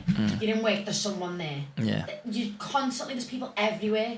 And it's just like your mind's constantly like boom, boom, boom, boom, boom, boom, boom, boom, because you're just constantly looking at other people and interacting with other people, whether it be on the phone in person. Yeah. Constant. And I think it kind of links into what I was saying before, of like when you have those the thing like what are they called? The multitude of options, most of them aren't plausible because they're just like a figment of your imagination. Like, and this is one thing that I feel like women suffer from that a little bit more. Men more in terms of sexually. Like I think men have like sexually sort of ridiculous standards, whereas women, they have more of the options. Like they think that, you know, I have all these lads like my photos, that those therefore I would be able to have a relationship with all these people. No, in fact, those people just want to fuck you. Like the reality, like a lot of the time, they wouldn't want a relationship with you. They just want easy access and then whatever. But they'll tell you what you want to get in order to. Oh yeah, they'll love bomb you and to get what they want. All that sort of stuff. Yeah. But going back to the dating apps, what would make a guy? Because obviously, when I was using them briefly, like I said to Reese, I goes, "It's interesting this," because I was like, not that I'm doing it purely for research purposes, but I was kind of doing it a lot. I thought, like, I'll actually like take note of like what's happening as I'm doing it and change different things and see what works. Yeah. And I couldn't find out what worked at all. Like I changed things, like whether it was pictures, whether it was prompts, and like everything just seemed so hazy. I couldn't, like, do you like kind of like TikTok, how you change things for the algorithm or whatever, and then nothing works. That's exactly what I found with dating apps, because I thought, you know, what girls say they want versus what they respond to was very different on a dating app. But from a female perspective, what makes a man stand out on dating apps? First of all, and I'm saying this to the universe camera, don't use a prompt and put a full stop as the answer to the prompt. That is so boring, and I just think you've got no personality. You're boring. Like, don't be on a dating app then if you're not willing to fill it in. Go and use Tinder instead. Don't use Hinge. What's the point? Like, that done my head in. Was that a common thing? Just looking lad in the world, but if you're putting a full stop as the answer to a prompt, bore off. See, that's something that I saw. Girls do it as well. Yeah. But bore off. Bore off. Something that they do well, I think, is showing a bit of humour. Okay. Like having a prompt where it's a bit cheeky but funny. Do you know what I mean? Like something that's funny and relatable. We all know that you want to travel Southeast Asia and that you want to live in Australia and that you love having a Sunday roast and a walk on a Sunday. It's that standard stereotypical answers that we've all used before. But you're so bored. You're so bored of reading them. You want something different, like something cheeky about your family or a funny dating story or something that you can answer to. I think I'm known as like the man hater, aren't I? I hate men. But my Hinge was like bitterly funny about how much I hated men. Right, okay. So like, what's the biggest green flag in a man? I'm like, clearly the red ones, that's all I go for.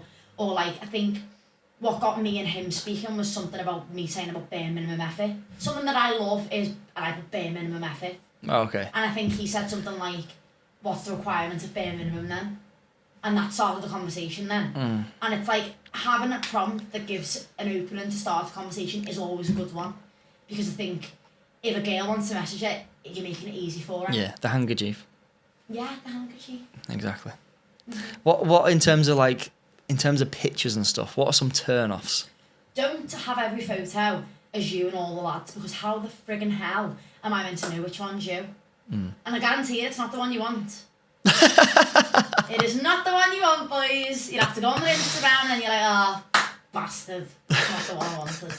But again, shallowness, isn't it? Because you'll be like, oh, thick group of mates. I want that one.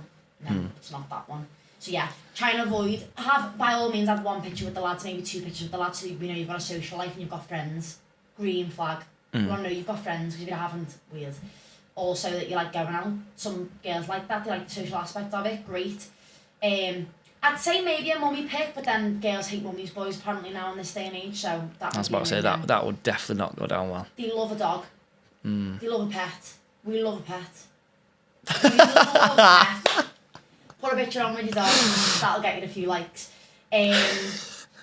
Maybe something, I don't know, because people can fabricate their own Hinge profiles. Like people will be like, I love going on a walk on a Sunday. I would never put that, because I don't want to go for a walk on a Sunday.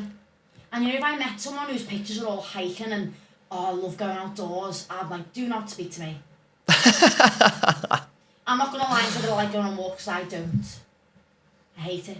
Do you know what I mean? So it's about being honest on your profile as well. I did a funny video about that a few months ago. I was like, this is what I get for putting on Hinge, that I like going on for outdoor walks, and I was on a walk, and I was like, hating it. You just got to be honest, I think, as well. Don't lie on your Hinge profile, guys. What would you do if a guy, like you said you're not too bothered about it, obviously the height thing, like one thing I did see on Reddit a lot was from girls complaining about, like, you know, going on a date with a lad, and obviously they say that they're 6 foot, and then they turn up and they're 5'9". What? Because you've lied, though. Don't lie about it. What are you lying for? Because if you're going to meet them, you're going to know they're not 6 foot, and then you look at twat then, don't you? Because you've lied about it. You're starting off on the wrong foot, though. This is the thing. If you genuinely want to meet someone and you genuinely want a long-term relationship with someone, be honest from the beginning, because then there's going to be no issues or bumps in the road. Like, some girls think it's funny. I take the piss a little bit because I'm like, oh, you're 6'1" with your 110s on or with your heels on. Like, I'll make a joke out of it, because height doesn't really bother me. It might bother some other people a lot. Like, you know, one of the girls in my friendship group's like 6 foot or more, or you're not getting through the door. Like, that's her, like, motto. I've never really been a thing for height, but then I don't like people who do drugs. So I'm like, no, that's a no for me. But on Hinge, you can put if you do them or not. Yeah. But then lads will go, no, and they love them. So yeah. Again, no one's ever put in yes, like I do drugs, are they? Do you know what was funny one time? Like, I remember there was a girl a while ago, like she was one of my mate's girlfriends, and she was talking about the height thing. Like, you know, people always love to ask me controversial things just to get me going and whatnot, like have a bit of a debate or whatever. And she was talking about the 6 foot thing. And I was like, well, she said about, well, why do lads lie about the height? And I was like, well, it's fucking clear. Like, why do lads lie? Like, they lie to get ahead. I was like, to get the foot through the door. Yeah. So, like, that's just the be all and end all. They lie about the height so they can get the foot in the door. And she was saying, well, like, I don't really see the point, because she goes, like you're 6 foot, aren't you? I was like, no.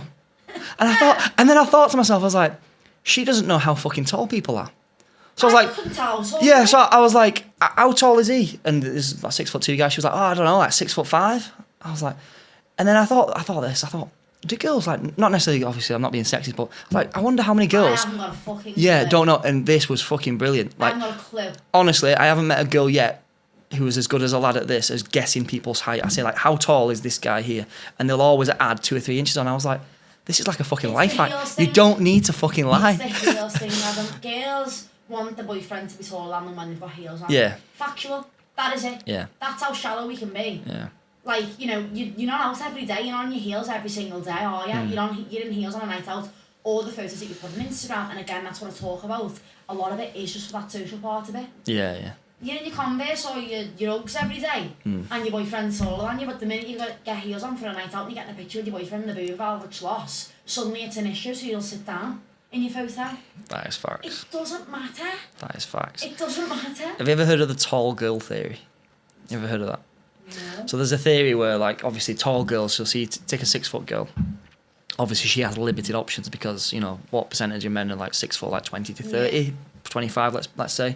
So 1 in every 4 men are 6 foot. So obviously a tall girl will have limited options, because usually girls will not date, well, I say usually, almost 99% of the time, a girl would not date a lad who's smaller than her. Therefore, she has a limited option.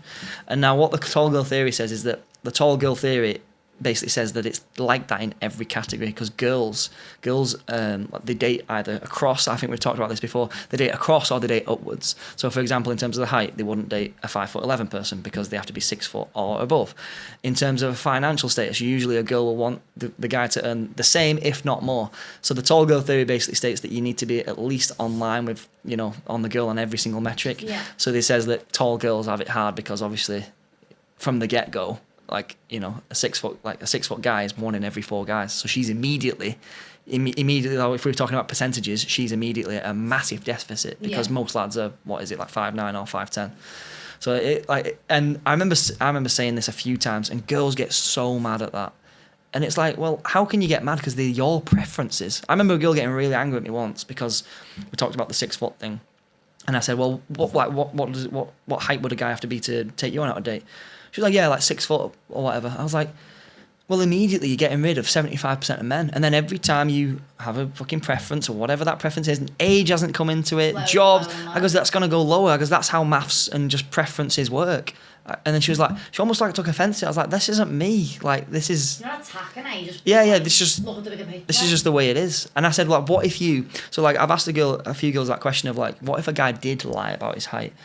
And to be fair, most girls do say the same thing of, like, what you said of, like, it's the intention behind the lie. It's not necessarily the actual height that's more of an issue. It's more that he's lied.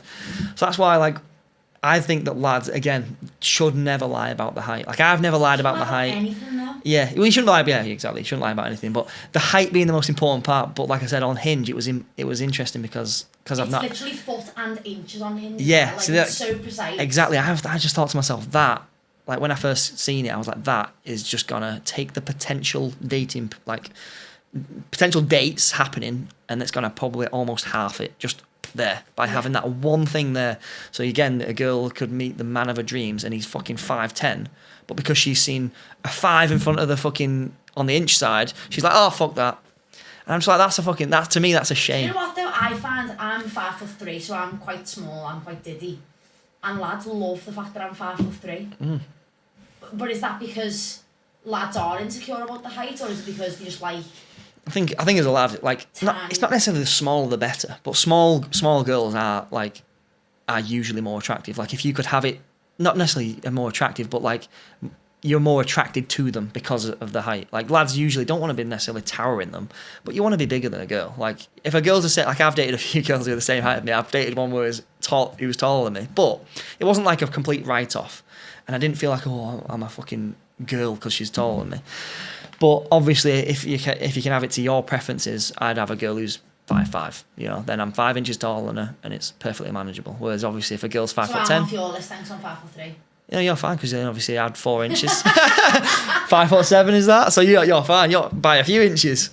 But yeah, like, it's not necessarily like a deal breaker for a lad, but I'd be lying if I sat here and said, oh, if I was dating a 6'2" girl, I'd be perfectly fine with that. Like, if she was perfect in every other, not perfect, but if she was really good in every other way, I'd obviously look past it. But my preference is, if in a perfect world, she'd be 5'5". But again, you can't always pick and choose. You got to make exceptions in life. So, but it is funny. Like, but lads, you will make exceptions on the height thing at least, whereas girls don't really make any exceptions on it. But what's the biggest green flag in dating that no one talks about? Like, not a common one. I think when you like someone, it's about not jumping in too quick. I think that's a green flag. Now, I get it. I get that you want to spend your time with them because you really like them and you want to move ahead quite quickly. But I think a massive green flag that isn't talked about enough is, like, still having that time apart to miss each other. And, like, maybe scheduling 1 or 2 dates in a week and still having that balance for the first few months. I think that's a massive green flag. Yeah. You're building trust, you're building communication, you're building understanding, you're getting to know each other, you're not rushing anything. There's mystery. But I think that's a huge green flag. I think not putting too much pressure on it, taking it slower than what you probably would do normally, learning from your mistakes is a massive one. Is a big green flag. Yeah, do you know what? I fully agree with that. I think that a lot of modern dating, because people are so accessible, transport and the way things are, everyone, especially when they first start out, if they have a nice thing, they were like, oh, I want to spend as much time as possible. And I just You lose yourself. Yeah. Well, you lose yourself, but then you also lose what life actually is. Like, life isn't like that. You're not going to always be together. And obviously, when you're older, probably you'll live together, whatever. But that's not how it should be built. There should be somewhat mystery there, like that little element of like missing them and not having them exactly. with you all the time. Yeah. And that for me keeps the excitement. Yeah. It keeps the fun. You book to do things together. Like, I think booking dates is quite important as well, because so often when you're dating someone and you both don't know what you want to do, and then you're lingering around town for hours because you're like, oh, I don't know what to do. Like, I think booking dates in advance is a green flag. Yeah. And being like, do you know what? Let's do something fun. Have a little look, both of you, like have a little look at what activities you'd like to do in the city. I've got a notes page which we both have access to, where we write down places we want to eat, places we want to see, places we want to go on holiday, and we both add to that list on the phone, like we can both see it. So then obviously if we're at a point where we've got time together and we might go, oh, I fancy something to eat, where should we go? It's like, oh, let's look at our list and tick something off it. That's a great idea. It's the boss idea. Yeah, it's a great idea. Like having dates, like, is the main thing. Like, I remember Jordan Peterson talks about this all the time. It's like, you should all, because I remember when I was growing up, I remember hearing a couple like used to date when they had sex and stuff, and they used to date when they had like they used to put like a schedule for when they're having sex, and then their schedule went for when they going on dates. And I looked at it exactly how you're looking at it right now, thinking that's kind of weird. But then as I grew up, I kind of thought I get that, it's important to have that as a minimum, though. Like, as a minimum, we're going to do this, or we're going to go on 2 dates a week, or 1 date a week, or we're going to have sex at least 2-3 times a week. I mean, the sex thing, I'm a bit like, I feel like sex is just when you want it, and like, it might be 1 week 7 times, it might be the next week once, but it just is what it is. Yeah. I'm very much one of them people. But with dates and stuff, I think no matter what your situation, you could be 2 people you've just met, you could be 2 people who are married, you've been together 15 years, but you've got 3 kids. Yeah. I think it's so important for anyone who's dating anyone, even if you've been in a relationship with someone your whole life, you've got to have that time together. 100%. You have to. Yeah. You've got to, otherwise this is why people look elsewhere or get bored or get content. Like, I think booking dates and having something in the calendar to look forward to, whether it be a holiday or something. Yeah. When you're involved with someone, it's something to look forward to, it's something to plan for, it's something to be excited about. And I just think it's the best thing ever. Yeah, and it's guaranteed. But that's... And it's both sides, isn't it? Like, if I want to go to the pictures on Wednesday, and I could say to her, I've booked it for us, it's a nice thing to do. Yeah. But that's cute. But that's what he talks about. He talks about having those, those scheduled events where this happens at a minimum. But then if you can go to the cinema on a Tuesday as well as the Saturday date, then you do that. Yeah, it's a bonus. But you have to have that because, and like I said, the sex thing, it changed my mind because it was like, well, when you have kids into the equation, all this sort of stuff, the spontaneity can't be there half the time because the kids are crying. So it's like, but then you end up like not having the sex on the Saturday morning when you were supposed to, and then it goes into the next week. Oh, we'll have sex twice this week, and then it's like, oh well, we can't because the kids again. It's like, oh fucking it, and then because you haven't scheduled that. And I was like, do you know what? It's changed my mind. I was like, fair enough. Like it is kind of weird when you say about it, like, oh yeah, you schedule this, schedule that, but having it as a minimum requirement is like a necessity in a relationship, and if you don't have that, then you're gonna if fucking. you don't have it, clearly there's a problem. Well, and that will lead to more problems. A lot more problems. A lot more problems. But no, I think it's good. It's good to have that like little routine going with the person that you're dating or the person that you're with. I think it's nice. Just a nice little quality time, isn't it? Yeah. Life passes you by so fast. We're all in work. We're all stressed. If you have kids, add that into the picture as well. Like, our life's a lot. And just having that time with someone, no matter what you do, and just to put your phone down, be in that moment with that person, it's a lovely, lovely thing. Yeah. What are some things that make a man instantly more attractive? For me, now, ability to communicate, talking about the feelings, love that. I know men struggle with that a lot. I do. It's natural, get it completely. But I think dating someone who's open to having them emotionally vulnerable conversations makes me feel instantly more comfortable. I think that's a massive one. The fact that they can remember the little things. It's a lot of like things don't cost anything for me that I find more attractive about men. Okay. The little things, like the thoughtfulness, like how caring they are, maybe that bit of affection. I think, too often people get in the rut in their relationships of sitting on the phones and they'll be lying in the same bed as each other and they'll be facing the opposite way on the phones. Like that little touch every now and again of like, physical touch. Like, understanding what each other's love languages are and appreciating them, setting yourself aside the boundaries a little bit.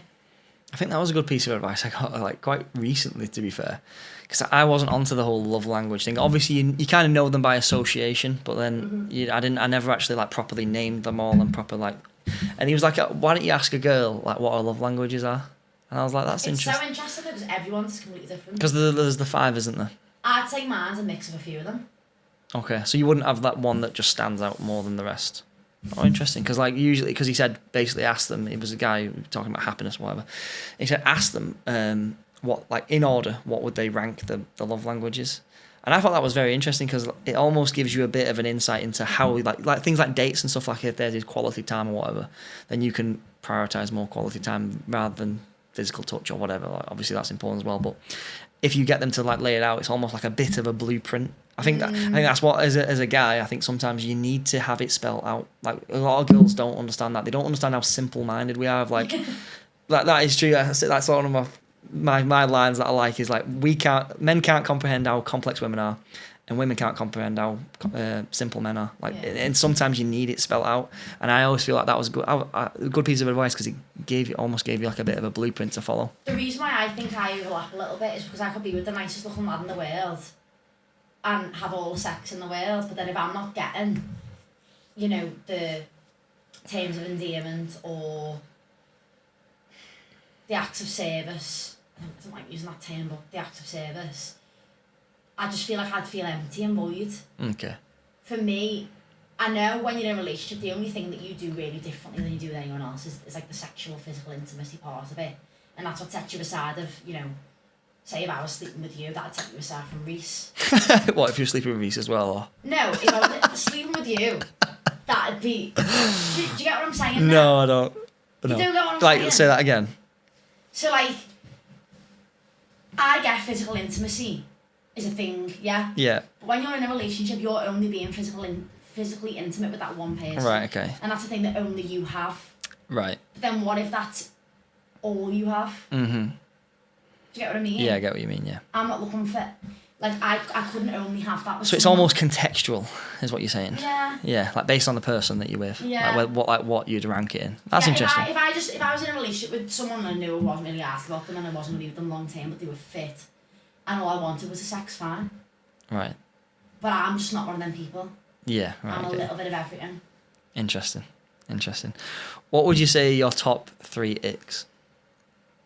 Long, dirty fingernails. Can't bear it. Is that a common thing? Sometimes jobs can, get in the way. Depends what you do as a job, but it winds me up. Brush your nails in the shower. Just brush them. It's fine. Manners. I can't stand it. I think when I go on a date with someone, no matter where it is, they've got to be pleasant to other people. I'm very worried about how you speak to other people. Right. Thank you so much. Or can I have this, please? Like, really well mannered. I think that if you're not well mannered, instantly puts me off. Another ick.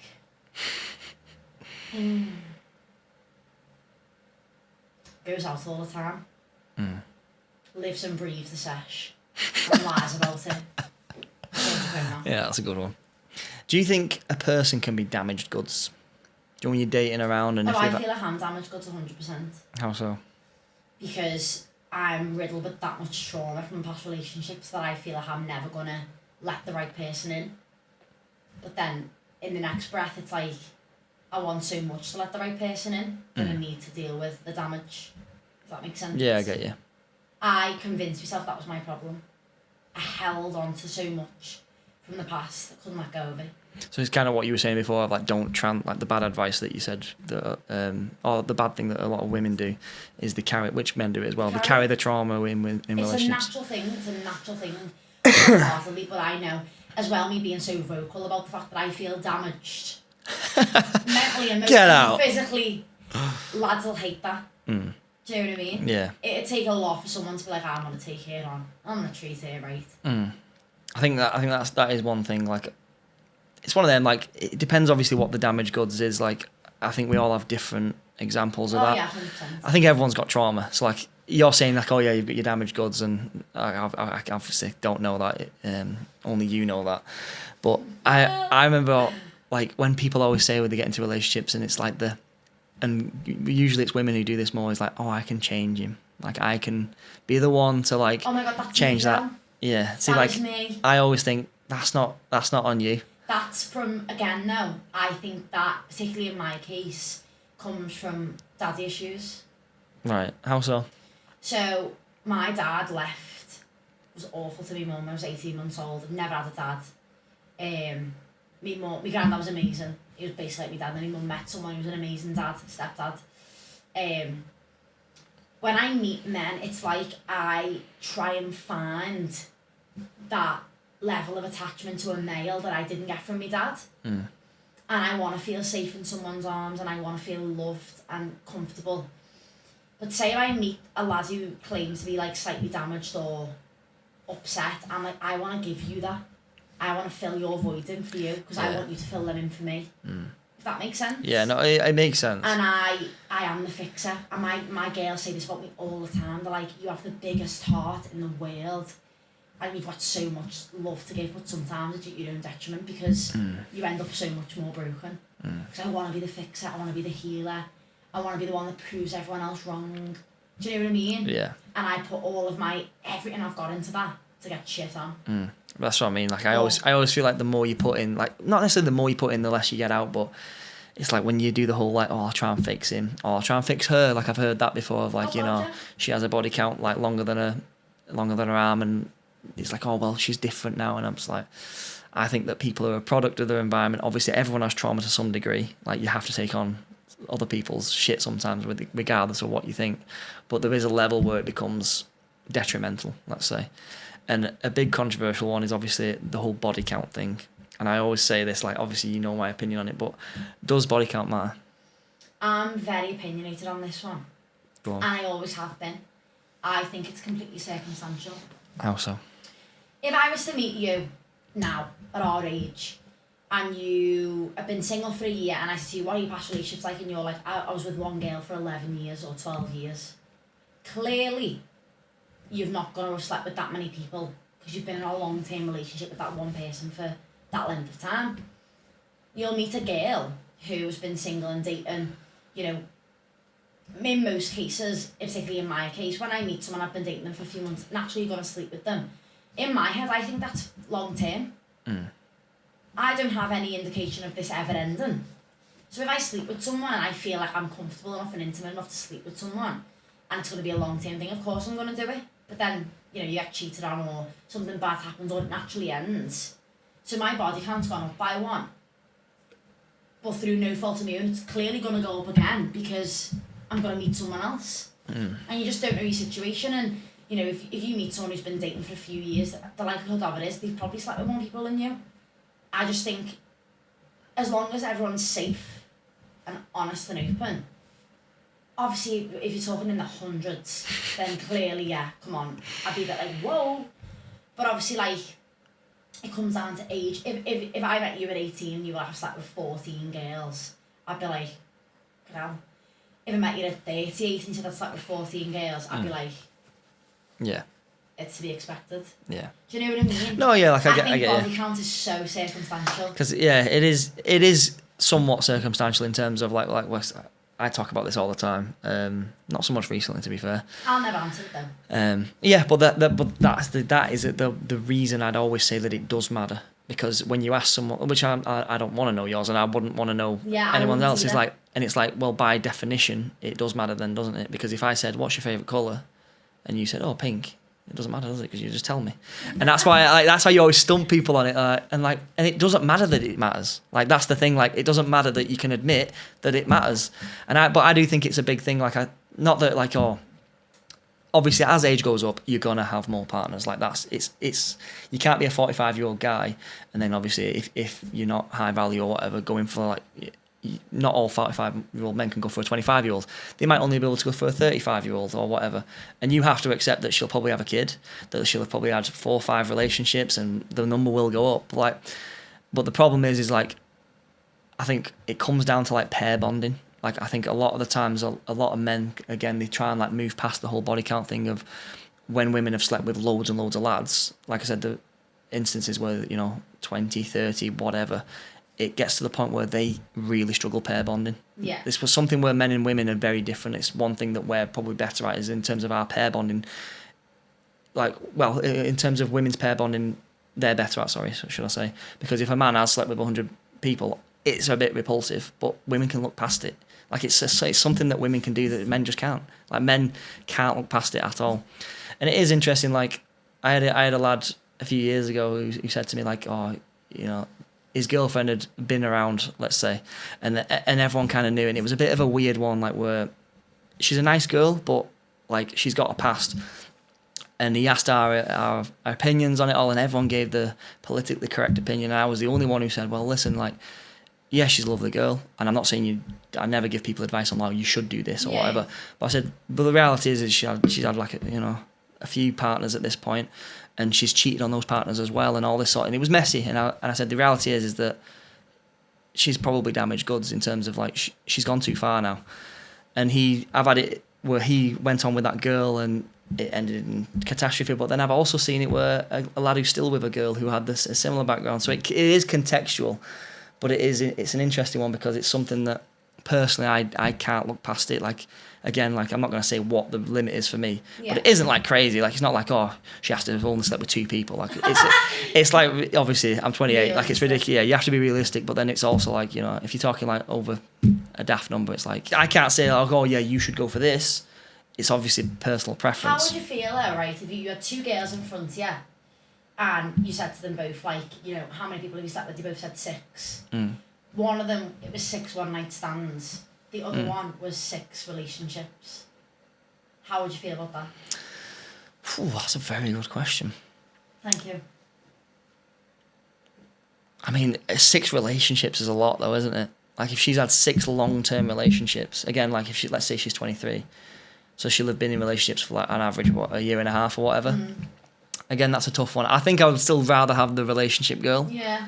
Than that's the hard thing, isn't it? The 6 one. You're presented with the same number, but the circumstances are completely different. Yeah, like I would say that like, again, but I would see it almost reframe it of like the girl who's had the 6 one-night stands. Why hasn't she had a relationship?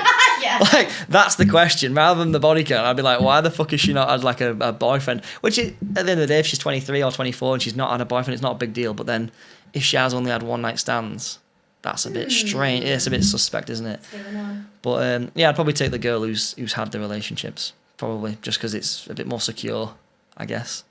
But again, I always say to people when they say, "Oh, it doesn't matter," well, I say, "Well, I give them a very similar question to what you asked me." Context of the numbers though as well, I think. Yeah, you say like, "Oh, well, 2 23-year-old girls, one has slept with 2 lads, one has slept with 8. Which one?" And every single lad will choose the 2. Yeah. Now, the girls will sometimes, obviously, if you give them so bluntly, then the girls obviously will sometimes choose the 2. But girls are far more easily accepting of the 8 than lads would be. Lads would always pretty much have the 2. I remember even when I think I was 17 when I lost my virginity, I'd never slept with anyone. And my boyfriend at the time had slept with numerous girls before me. That was a massive thing for me when I was younger. I was like, whoa, that's mad. But again, I just overlooked it. Yeah. Because at the end of the day, you're sleeping with me. Yeah. I think like, and again, like a lot of lads lie about that. They'll say like, "Oh, I'm fine with it," but then they just like, you're in the sex only category. Like the amount of girls who like say like, they sleep with a guy and they think that that's the standard then, and they don't realise that that guy's sleeping with multiple girls and that they're the side chick, and that like, so then anyone who's not as good as that guy then is just like, oh well, trash. Like I've had this guy in the past, so then now I need that guy. But usually that guy is a dickhead guy who's sleeping with all the girls and not like, you know, the girls, the guy that they would actually like to be with. That's a hard one for people. Is personal syndrome a thing? No, use. I need. Is it? 100%, yes. I can talk you through it. Please do. I want this for my TikTok. So the theoretical side of it, the theory behind it is that. Reese, I didn't expect that from you. Well, again, wow. So the theory behind it is, like I said, it's just a theory. But the theory behind it is that you basically get like that flush of hormones and them thoughts because you're not supposed to be tied down. Like you're supposed to be like, you know, impregnating as many women as possible to pass on your genes and your offspring. The more the merrier, or whatever. And it does happen for a fact in terms of like, if you're with a girl who you don't see long term and you've had sex and whatnot, you do get that syndrome where it's like, it's funny because after you've had sex or whatever, once you've finished, usually it's the opposite effect. Girls want to hug and they want to attach because you get like the oxytocin, and it's like, and again, like the theory behind that is like you want to keep that person because at the end of the day you're investing in that person. Whereas for men, that feeling that you're getting, it's entirely the opposite. They want to detach and they want distance. Now, but this is a really good litmus test for men. Like I've said this to a few guys. It's a really good litmus test in terms of saying, if you don't, not that you get, like, you don't always get it, by the way, but this is the exception. If you don't get it, that's a really good sign. That's a sign that you like the girl. So I always say that it's almost like a good, positive. It's a free test. It's a free, like, biological test to sort of see how much you like this person. Now, if you've slept with a person and you get mad post-nut syndrome where you're like, fuck, get me out of here, then she's not the one. And, you should probably detach yourself. Whereas if you get to the point where you're like, oh, do you know what, I'll have a cuddle, then that's probably a good thing. Okay, so back to, like, the red flags in dating from men. I think a mistake men make is promising the girls the world before they've slept with them then. If men know that they get this post-nut syndrome, how are you promising this girl that you want your whole world with her to then sleep with her and go, nah? Because that's how you get them there. No! Oh, you haters! But again, like when I used to date when I was a kid, when I was 18 is very different to how I date now. Like when I was 18, you have to compromise on those things. You have to.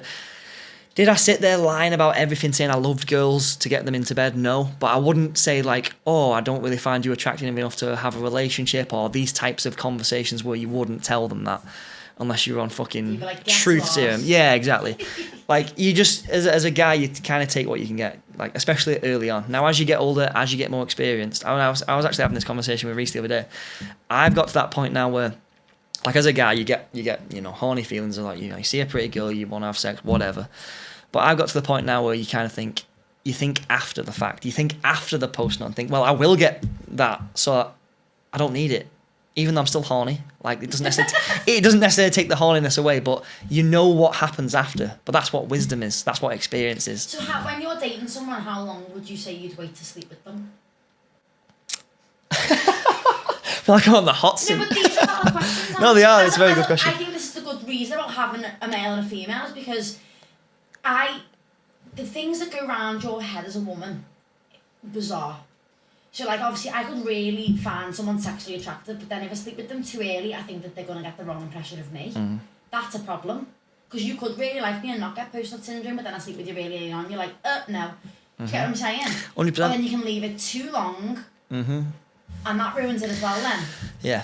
I would, like, when a guy goes out on a date with a girl, again, 2 minutes, and you already know, usually you'll want to sleep with them because you wouldn't be on the date otherwise. So like usually like 99% of the time the guy will already want to sleep with you.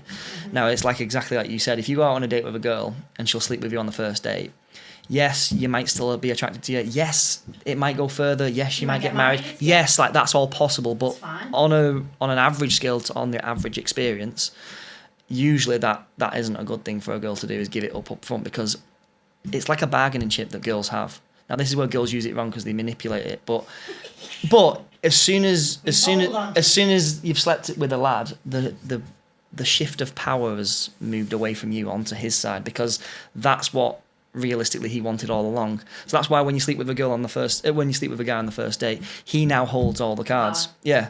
So like there's a happy medium. Again, you don't want to sleep with one on the first date, even though the guy, regardless of how he sees you as a potential wife, as a potential girlfriend, as just a one-night stand, he will sleep with you on that first date. Like, almost guaranteed. I have never met a man who will get a hot girl in bed who he likes and she lays it on him and him go, no, it's too early. Like, it doesn't happen. Yeah. But then, when that happens, obviously, there's a risk on the girl's side of, like, him then fucking you off because he's got everything he wants up front. So then you need to leave it. Again, it's I can't say, 2 dates, 3 dates. Like, at the end of the day, it's up to your discretion. But I would say usually on average, third, fourth date is a good time, because then you've been out a couple of times. And then the third, fourth date is usually like maybe you go around to his for like he'll cook for you or something like a bit more personal. Yeah. Then might be the right time, because then he's had to work for it, but then he hasn't got it for free. But then you also haven't blue balled him for fucking 2 months. Yeah, I think girls I know with me personally, I feel like because of my trauma and past, when I sleep with someone, my guard comes down slightly, and I've got a fear of my guard coming down. So I will try and hold on to like that not happening for as long as I can. Because the minute I sleep with someone and I've been intimate with someone and they know my body in that way, everything changes mentally for me. Yeah. Well, that's the shift of power. Yeah. That's what it is. It is, isn't it? So everything's making sense. But like I said, I feel there's a happy medium. But like I said, I've seen it where a lot of girls make a guy wait too long and he's disinterested. And he like if you have a girl in, even if he knows that she's really into him, but she's still doing it, it's like, again, it's like kind of what we were saying before. Like, this is the nicest that this person's going to be. Like, this is the most intimate it will ever be, pretty much. If it's if it's shit now, like, and he's got other options there, like, you know, he's not going to stick around. So there's like an optimum time. But yeah, it's an interesting one. Have you got any other ones that you've thought of? Why do men do certain things? Oh, in fact, while you're thinking, let me reverse it onto you. When is the perfect time to sleep with a guy in terms of on the female side? Or what goes through your brains? I mean, what I've just said from my personal experience is like, dating someone is one thing, but being physically intimate with someone's another. I feel like when you're physically intimate with someone, the girls call it the love hormone, don't they? Have you ever heard of this? Am I giving away all our secrets now? Go on.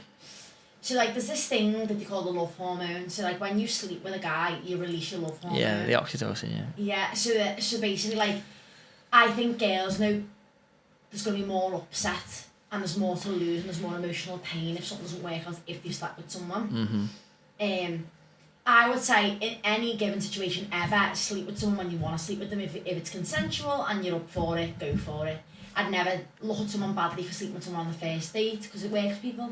I'd never look at someone for sleeping with someone on the sixth date because it works for people. I just think it's got to be when you both feel comfortable. Yeah, because sometimes you might have met prior. You might have met prior as well. Yeah, you might know them. You might have worked with them for 3 years. You might be friends. It might be a completely different situation. But I don't know. My personal opinion, I'd say a couple of dates. I think you've got to see someone in every light as well. In terms of? Like, in my particular experience, I've been on dates with someone we've never drank around each other. And then they've asked me to be the girlfriend, they've been the girlfriend, and then they've had a drink and then they've turned into a complete monster. Right. And I've never actually knew who they were. Yeah. And I think, for me now, I'm like, I want to see how you act with other people. I want to see how you act around my friends. I want to see what you're like after a drink. How you are with me as a person. I like reading someone. I like being quite like inquisitive. Yeah, me and Reese were having this discussion lately. Like, it's something that I am massive on, is like, when a girl's not inquisitive, that's like a turn off for me. Yeah. Like, when a girl's not asking you questions, like, don't get me wrong, I don't want to be sat there on fucking hot seat like getting interviewed. But if a girl's not like, if a girl's not like asking you questions like, oh, family questions or like hobbies or it's like, do you even care? Like I said, I was probably dating a girl about a year ago, and she was like that. She just she didn't know anything about me. Because she didn't ask. And to be fair, I'm not one to sit there and just bring it up either and say like, oh, this or that. But usually, like, when I've dated girls in the past, sometimes they'll ask about the podcast and stuff like that, or they'll ask about family. And I like that. I like a bit of happy medium of like interest. Whereas when girls, I've had it very rarely, to be fair, but girls show no interest, and that's like a bit of a turn off for me. I'm like, are you even asked? But then they are. But then they are asked. It's like, fucking, that's well weird. But what are some other things that men do that baffle you? Or answers to questions that you've never had? Oh, you could go on for ages, couldn't you? So there's a trend at the minute, and it's basically girls who are like, this was our life and he cheated. Have you seen it? So it's basically girls. I can fucking see where this is going. It's basically clips of them and the partner together naturally, like, you know, in a car, and then having a little laugh together, and or he's kissing her and he's buying her things, and it's all lovely, and it's all like that romanticised part of it. And then it's like, but they still cheated. And I'm like, why? Why did you do that? Yeah. Do you want to hear this answer? This is not me condoning cheating, by the way. You know that doesn't go well with me anyway. But we've learned this. And I think we have talked about this before, but like, men can be in love and still cheat.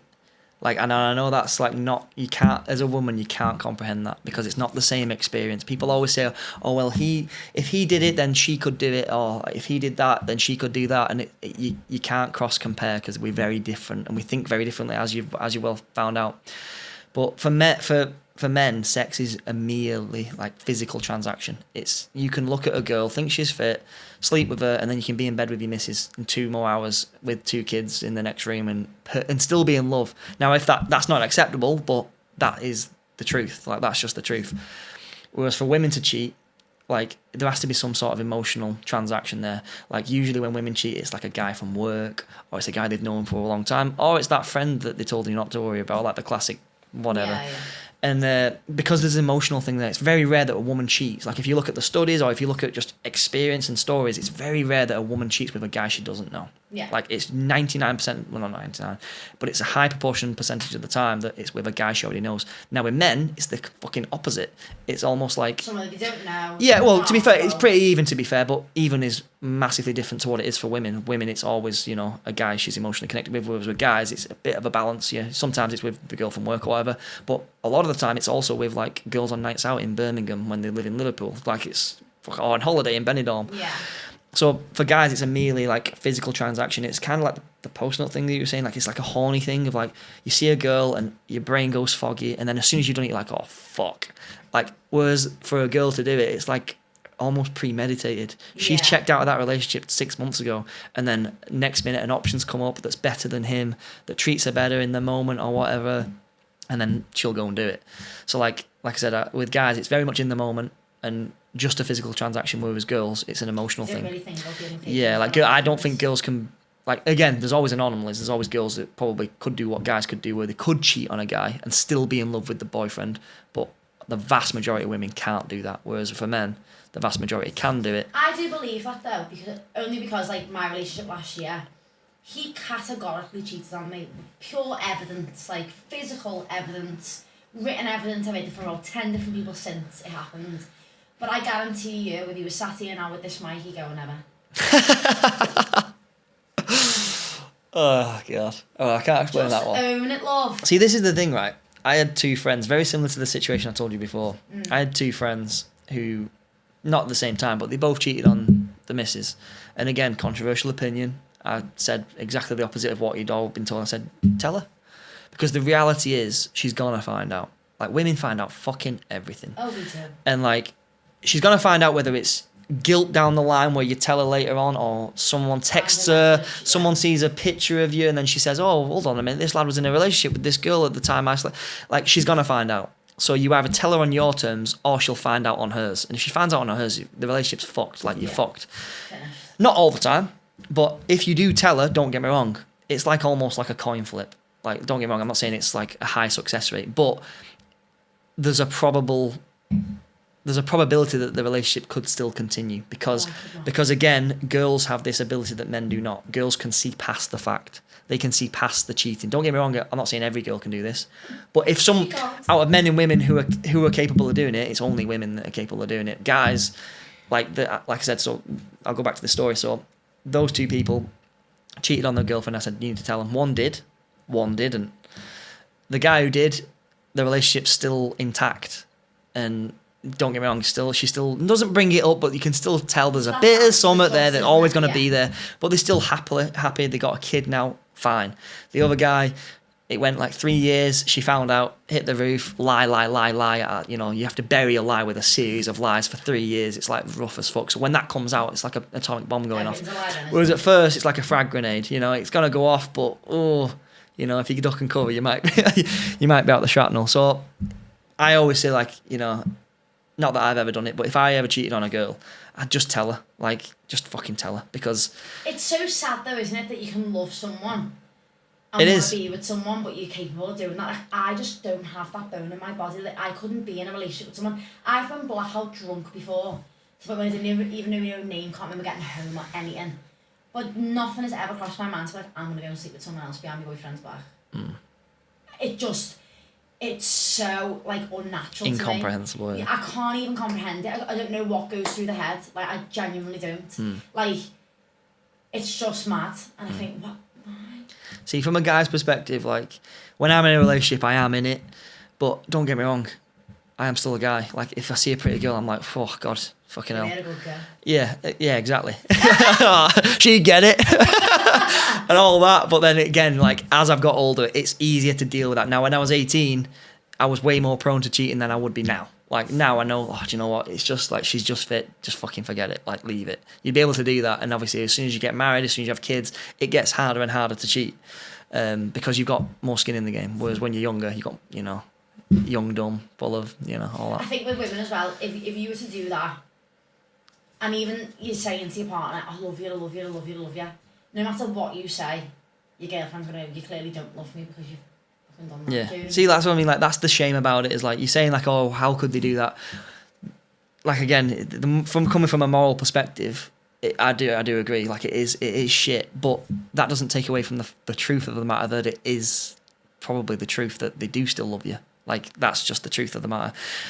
I always tell this story.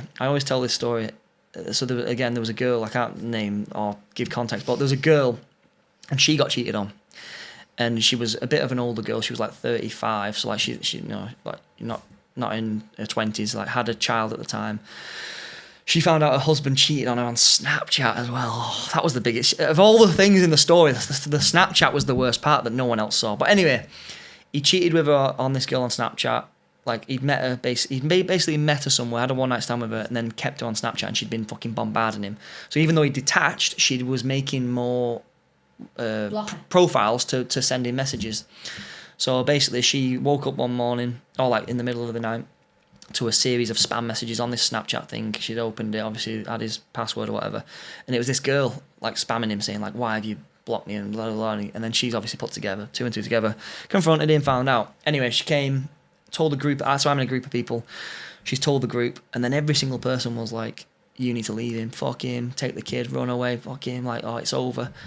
And then everyone left, and she was sat by herself, and like she was like crying, not crying, but like, sobbing. Upset, yeah. And I said, again, I don't give advice because I don't believe in it. But I said, I'll give my perspective on the story. I goes, do you love him? She was like, yeah. I goes, is he a good dad? Yeah. Does he like look after you? Does he bring money into the house? Does he like do everything that needs to be done? As a man, is he the leader? Yeah. Tick, tick, tick, tick. I was like, right, you've got two options. His option A is you break up with him. You're now a single mother. Your dating experience is going to be shocking because no man wants to take on a child. That's the reality, unless he's a 45-year-old guy who's nowhere near as good as your ex. So you have the bad option of like, getting rid of him and then having a hellish life trying to find someone who even lives up to him.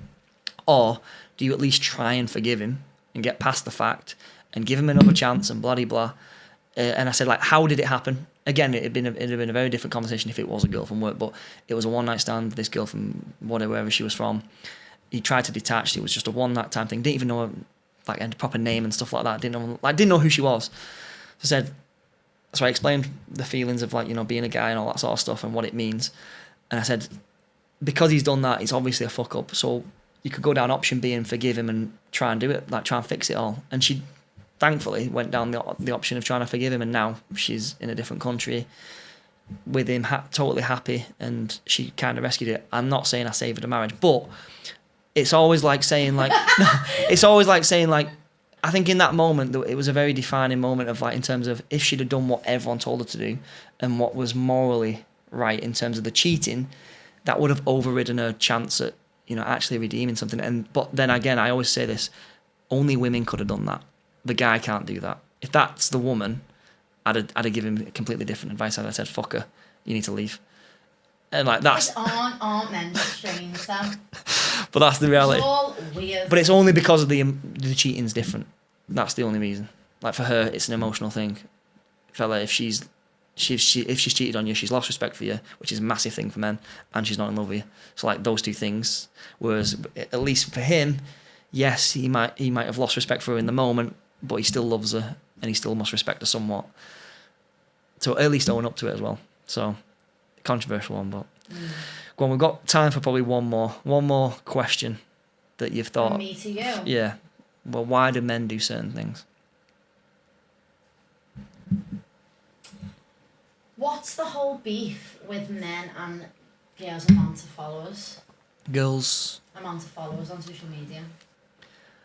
I think it's I think in terms of them having a problem with how many followers you've got. Well, because whether you've got 10k, 20k, 100k, that's basically every single man on that fucking follow list wants to fuck you. so that's probably the immediate problem. Now, obviously, you come into the equation of like, well, you know, if a girl's job or a livelihood relies on, you know, if she's a model or if she's, you know, an influencer or whatever, then obviously it's pretty harsh to have a problem with that, because it's like you kind of know what she's doing. That's her livelihood. As long as she can detach from that and she's like got maybe another profile where it's just family, like if it's just almost like a bit of a front, like I don't really see a problem with that. But that's what guys would have a problem with. They basically like not necessarily competing, because again, it's not that you're interested in 80k followers or whatever it is, but it's a potential problem. Do you know what I mean? If he fucks up someday or whatever, then it's like the first thing they'll be thinking of is like, there's 80k people out there that love Sophie and like would fuck her at the first instant or whatever. So like that's probably what the problem that men have with it, in terms of it's just, you don't want people. Again, me personally, I'm a very private person. I wouldn't want my girlfriend on social media loads, because I'm not on social media loads. Like I'm privated, for example, and you know you can deter whatever crowd you want, but having a girl out there with many followers, not that it's a problem, but it's a potential problem. So that's probably the reason. What would you think about, like, say in my experience, I do dating style content videos. What's your opinion of that? In terms of what? So if you wanted to date me, yeah, would the videos date and put you off? I remember the first time we had you on the podcast, I remember thinking, I think I said it to Reese, I was like, fucking hell, if anyone like dates her and then like fucks up, you're on blast to fucking all of Liverpool. He's a that fucking dickhead from Truth Temple podcast, he's a knob. No, but it's true though, because I think you just never do it. If you don't want to be on my TikTok, don't fucking cheat my shit then. Well, the thing is, names into it or anything like that. Yeah. Sort of protect everyone, but it's relatable, isn't it? Yeah. Well, to be fair, not to blow smoke up my ass, but you wouldn't have a story like you have on me. Like I wouldn't do that to a girl. Do you know? Like you don't. Like I. Would you cheat if you love someone? No, I wouldn't. Glad to see. I'm a Christian man. I don't. No, but yeah. In terms of the whole follower thing, like it's not like necessarily red. Like if I was dating you. Dating videos. Yeah, like if you were doing dating videos, as long as it wasn't about me, like I wouldn't have much of an issue. About me in a negative light. Like if you were picking me apart every day, oh my boyfriend does this, look at him, what a twat. Like you're like I'd be like, fuck off. Like I'd have a problem with that. But if you were just like, oh, I'll just do dating videos where I talk. Again, I was just about to say, like, if you're talking about experiences with other men as well, that'd put me off. Like, if we were together and you were like, I used to date this lad 3 years ago, and he used to do this, and I'm sat there in the fucking background like a twat. Yeah, like that. I'd feel like a bit of a cock just sat there watching my missus talk about other lads. But I don't know, it depends on the if you're just giving advice and, like, you know, having girls ask you questions, I don't mind that. I personally wouldn't mind that. But good to know. But yeah, I wouldn't like it if you were on fucking blast every fucking day. It's like saying, oh, he's fucking not done the dishes again, the dickhead. But, right, Sophie, we always round the show off with 3 almost quick-fire questions. You ready? Great, here we go. So what's the worst piece of advice you've ever received? Oh, God, that's... About dating or about... Just in general, life. A really bad piece of advice someone's given you. Oh my God. Probably not to go travelling. Who told you that? One of my family members. Thought I was too young and too naive. You'll get lost over there, you'll end up doing something stupid. Best thing I ever done, thank you very much. Interesting. Where'd you go? I went to Thailand, Bali and Vietnam. Nice. What's the best piece of advice you've ever been given? Do things that you love and you'll never have to work a day in your life. Nice. And then to you, what's the meaning of life? Oh. There's a lot of meaning to it. What's the main meaning of life? Whittle it down to a small paragraph. Oh, you can't do that. You didn't tell me about this question. I've had no time to rehearse this. We never tell anyone about this question. What's the meaning of life? I don't know, living it to the fullest, not having any regrets.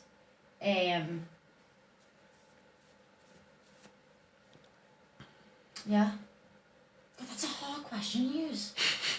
It's a nicer one for me. Yeah, no, I haven't any regrets, living it to the fullest. And just always being authentically you. I like that. And then what's next for you, and where can people find you? Good question. There's a lot coming up over the next few weeks in terms of content and stuff, things that we've been filming behind the scenes, which comes out very soon, which is very exciting. Nice. Not going to spill too much about it. I definitely do want to work more with the young girls in the schools, with the police and the LFC Foundation. I love working with them. I think using what I do in a positive light and protecting young girls is massively important to me, so would love to continue doing that. Hopefully be the love of my life, get married, have loads of babies, and my content not be as miserable. Yeah. Because I feel like people think I'm a miserable cow. You could probably evolve it into what's it called, like baby content. Do you know what? Like that's like a big market. There's a girl that girlfriend top, then it's fiance top, then it's baby top. Yeah. You're not got a plan, have you? We're gonna move into the new genres, but no, keep doing the content, keep being that relatable person for everyone. TikTok handle and Instagram handle are both the same at XO Sophie. Belter. All right, thank you very much for coming on, Sophie. It's been a pleasure. Thanks for having me.